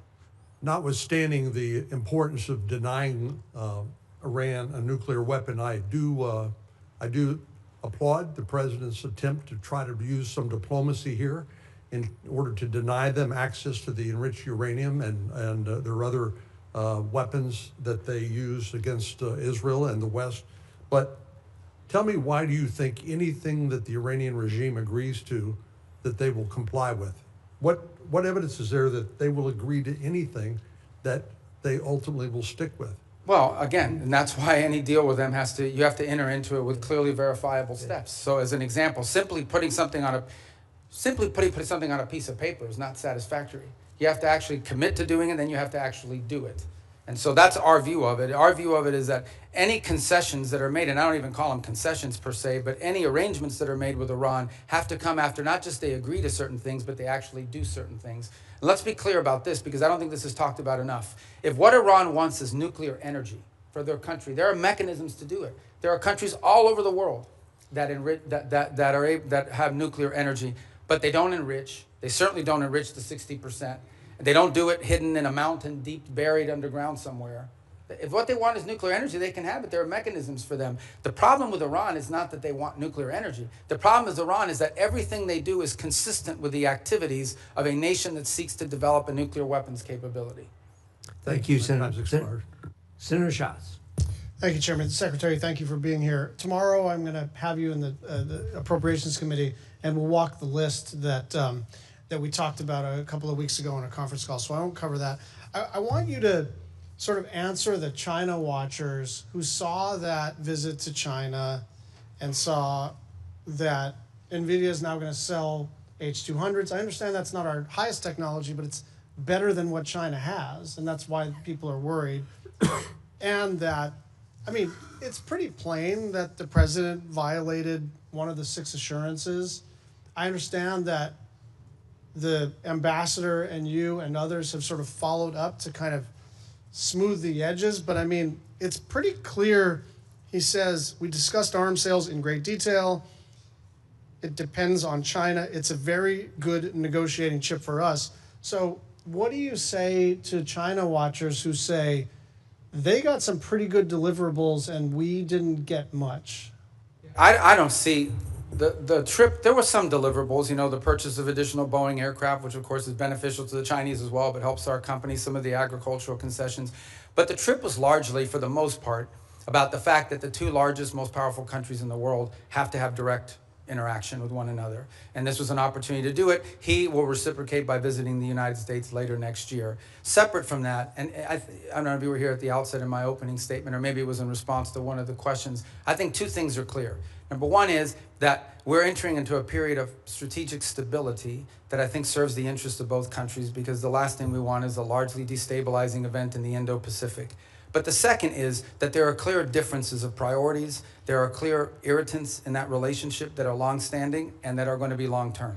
As in, critical minerals dependencies, things of this nature. So it's one of those relationships that's going to require very deft diplomacy and mature decision making. Sure, and this is why I like our engagement. Like, that makes sense to me, but it seems to me that if the main objective is to kind of touch gloves and initiate conversations, then why give away any of the things that they're already seeking in exchange for essentially nothing? I mean, you're basically saying it's better to talk than not to. It's better to engage than not to. It's better to be in a period of stability than not. I agree with all that. I just don't understand why we would want to sell them our second best chips, and why we would start to at least complicate the question of our assurances regarding Taiwan. I'm going to move over. We're going to stay in the Asia-Pacific region.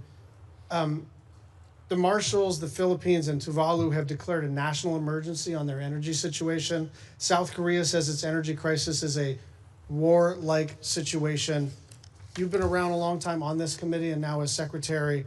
It is always the case that something in the Middle East undermines our ability to project power in the Asia-Pacific region. But it's not just a question of opportunity cost and attentional challenges. Now we're talking about our allies in the Asia-Pacific region really taking it on the chin with energy costs because of the Strait of Hormuz. What do we say to them? Just hang in there? Yeah, no, a couple points. It's one of the steps that we've taken and some of the things that we've done around the world, whether it's the release of strategic reserves, whether it's not popular, but, you know, we've got questions about here earlier today, but making available for a limited period of time both Iranian oil on the water, though they don't enjoy the revenue of it, and some of the Russian oil on the water as well. The third point, though, that this points to is a much deeper one, and that is that while the Straits of Hormuz provides about 20% of the global oil supply, it is probably 80 or 90% of the supply in the Indo-Pacific, given the geography and so forth. So one of the things that I think is going to come about as a result of all this in the long term is more diversification in where they're going to get their energy from, including from the United States potentially, certainly with Japan and some other countries in the region will benefit. But you know that the sort of project it takes time. It all takes time. So understood. That's like cold comfort if you're running a country and your gasoline and your fertilizer and all your input prices just skyrocketed because of President Trump's decision to go to war with a country clear across the world. But see, I understand your point, but I also think in all these questions, we're getting a lot of questions about us. I don't think it's fair because ultimately, the people who have closed the Straits of Hormuz are Iran, and they're doing so in violation of every international law you can imagine. The Chinese are against it. Everyone is. We have, I think, a record number, 140 co-sponsors at the United Nations on this resolution that hasn't come up for a vote yet to condemn what they're doing and to reopen nobody's the Straits. Defending what Iran is doing. I think what we're saying is this was not just predictable, it was predicted. This was what everybody said. You don't have to be some expert in foreign policy. You don't need to get into a skiff. You could literally put this into an LLM and say, what'll happen if we take kinetic action against Iran? And the first thing that would pop out is, well, they'll probably close the Strait of Hormuz. So it's really shocking to me the degree to which this administration expresses shock that the thing that everybody said was going to happen ended up happening.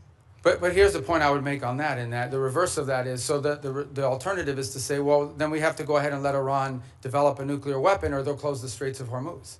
I mean, at some point you have to take action on this situation, understanding there'll be a reaction to it, but it cannot be. Iran will always have the ability to threaten the Straits. You don't need much sophistication to, if you threaten commercial vessels and shooting them, they're going to stop moving. Dropping mines. By the way, it's not just Iran that can do it. The Houthis could do it in the Red Sea, and they're not nearly as large as Iran is. I think this is a more fundamental challenge, and that is, are we now forever limited doing it? Do we just have to let Iran go ahead and develop a nuclear weapon because of their threat to close the Straits of Hormuz? That's an untenable situation. Secretary Rubio, thank you.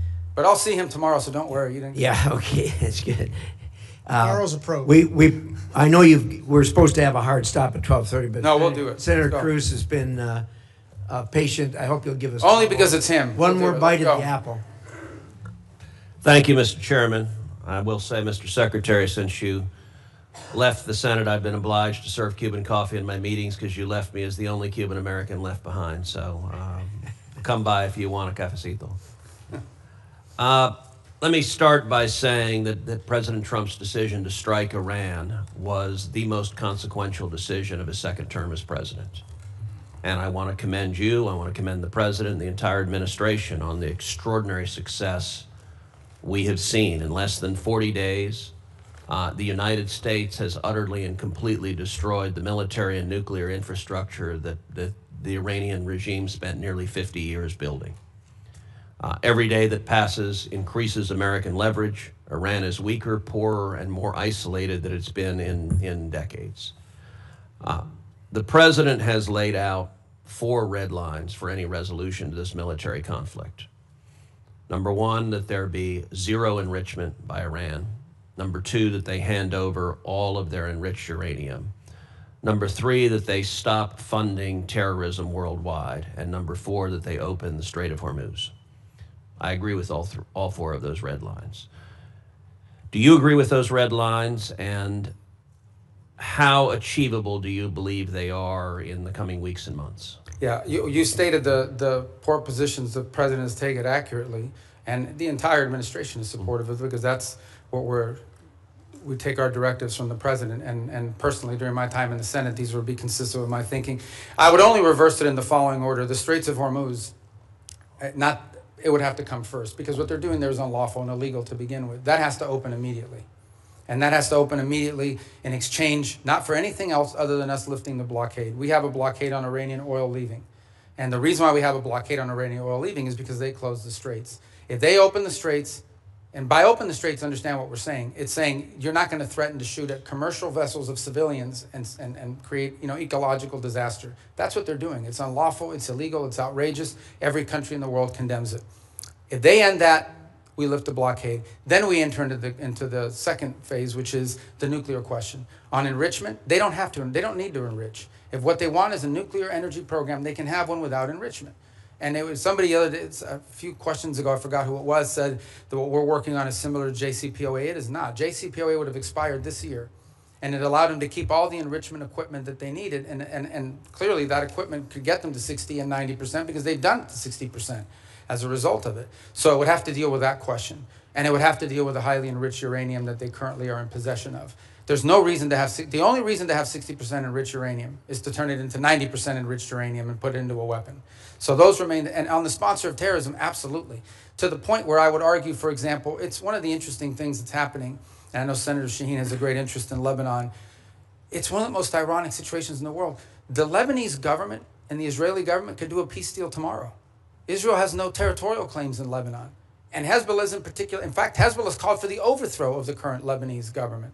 The impediment in Lebanon is the fact that Hezbollah has embedded itself into that country and is the reason for all the suffering that's happening there right now and all the suffering that's historically happened. Entirely funded, entirely controlled by Iran.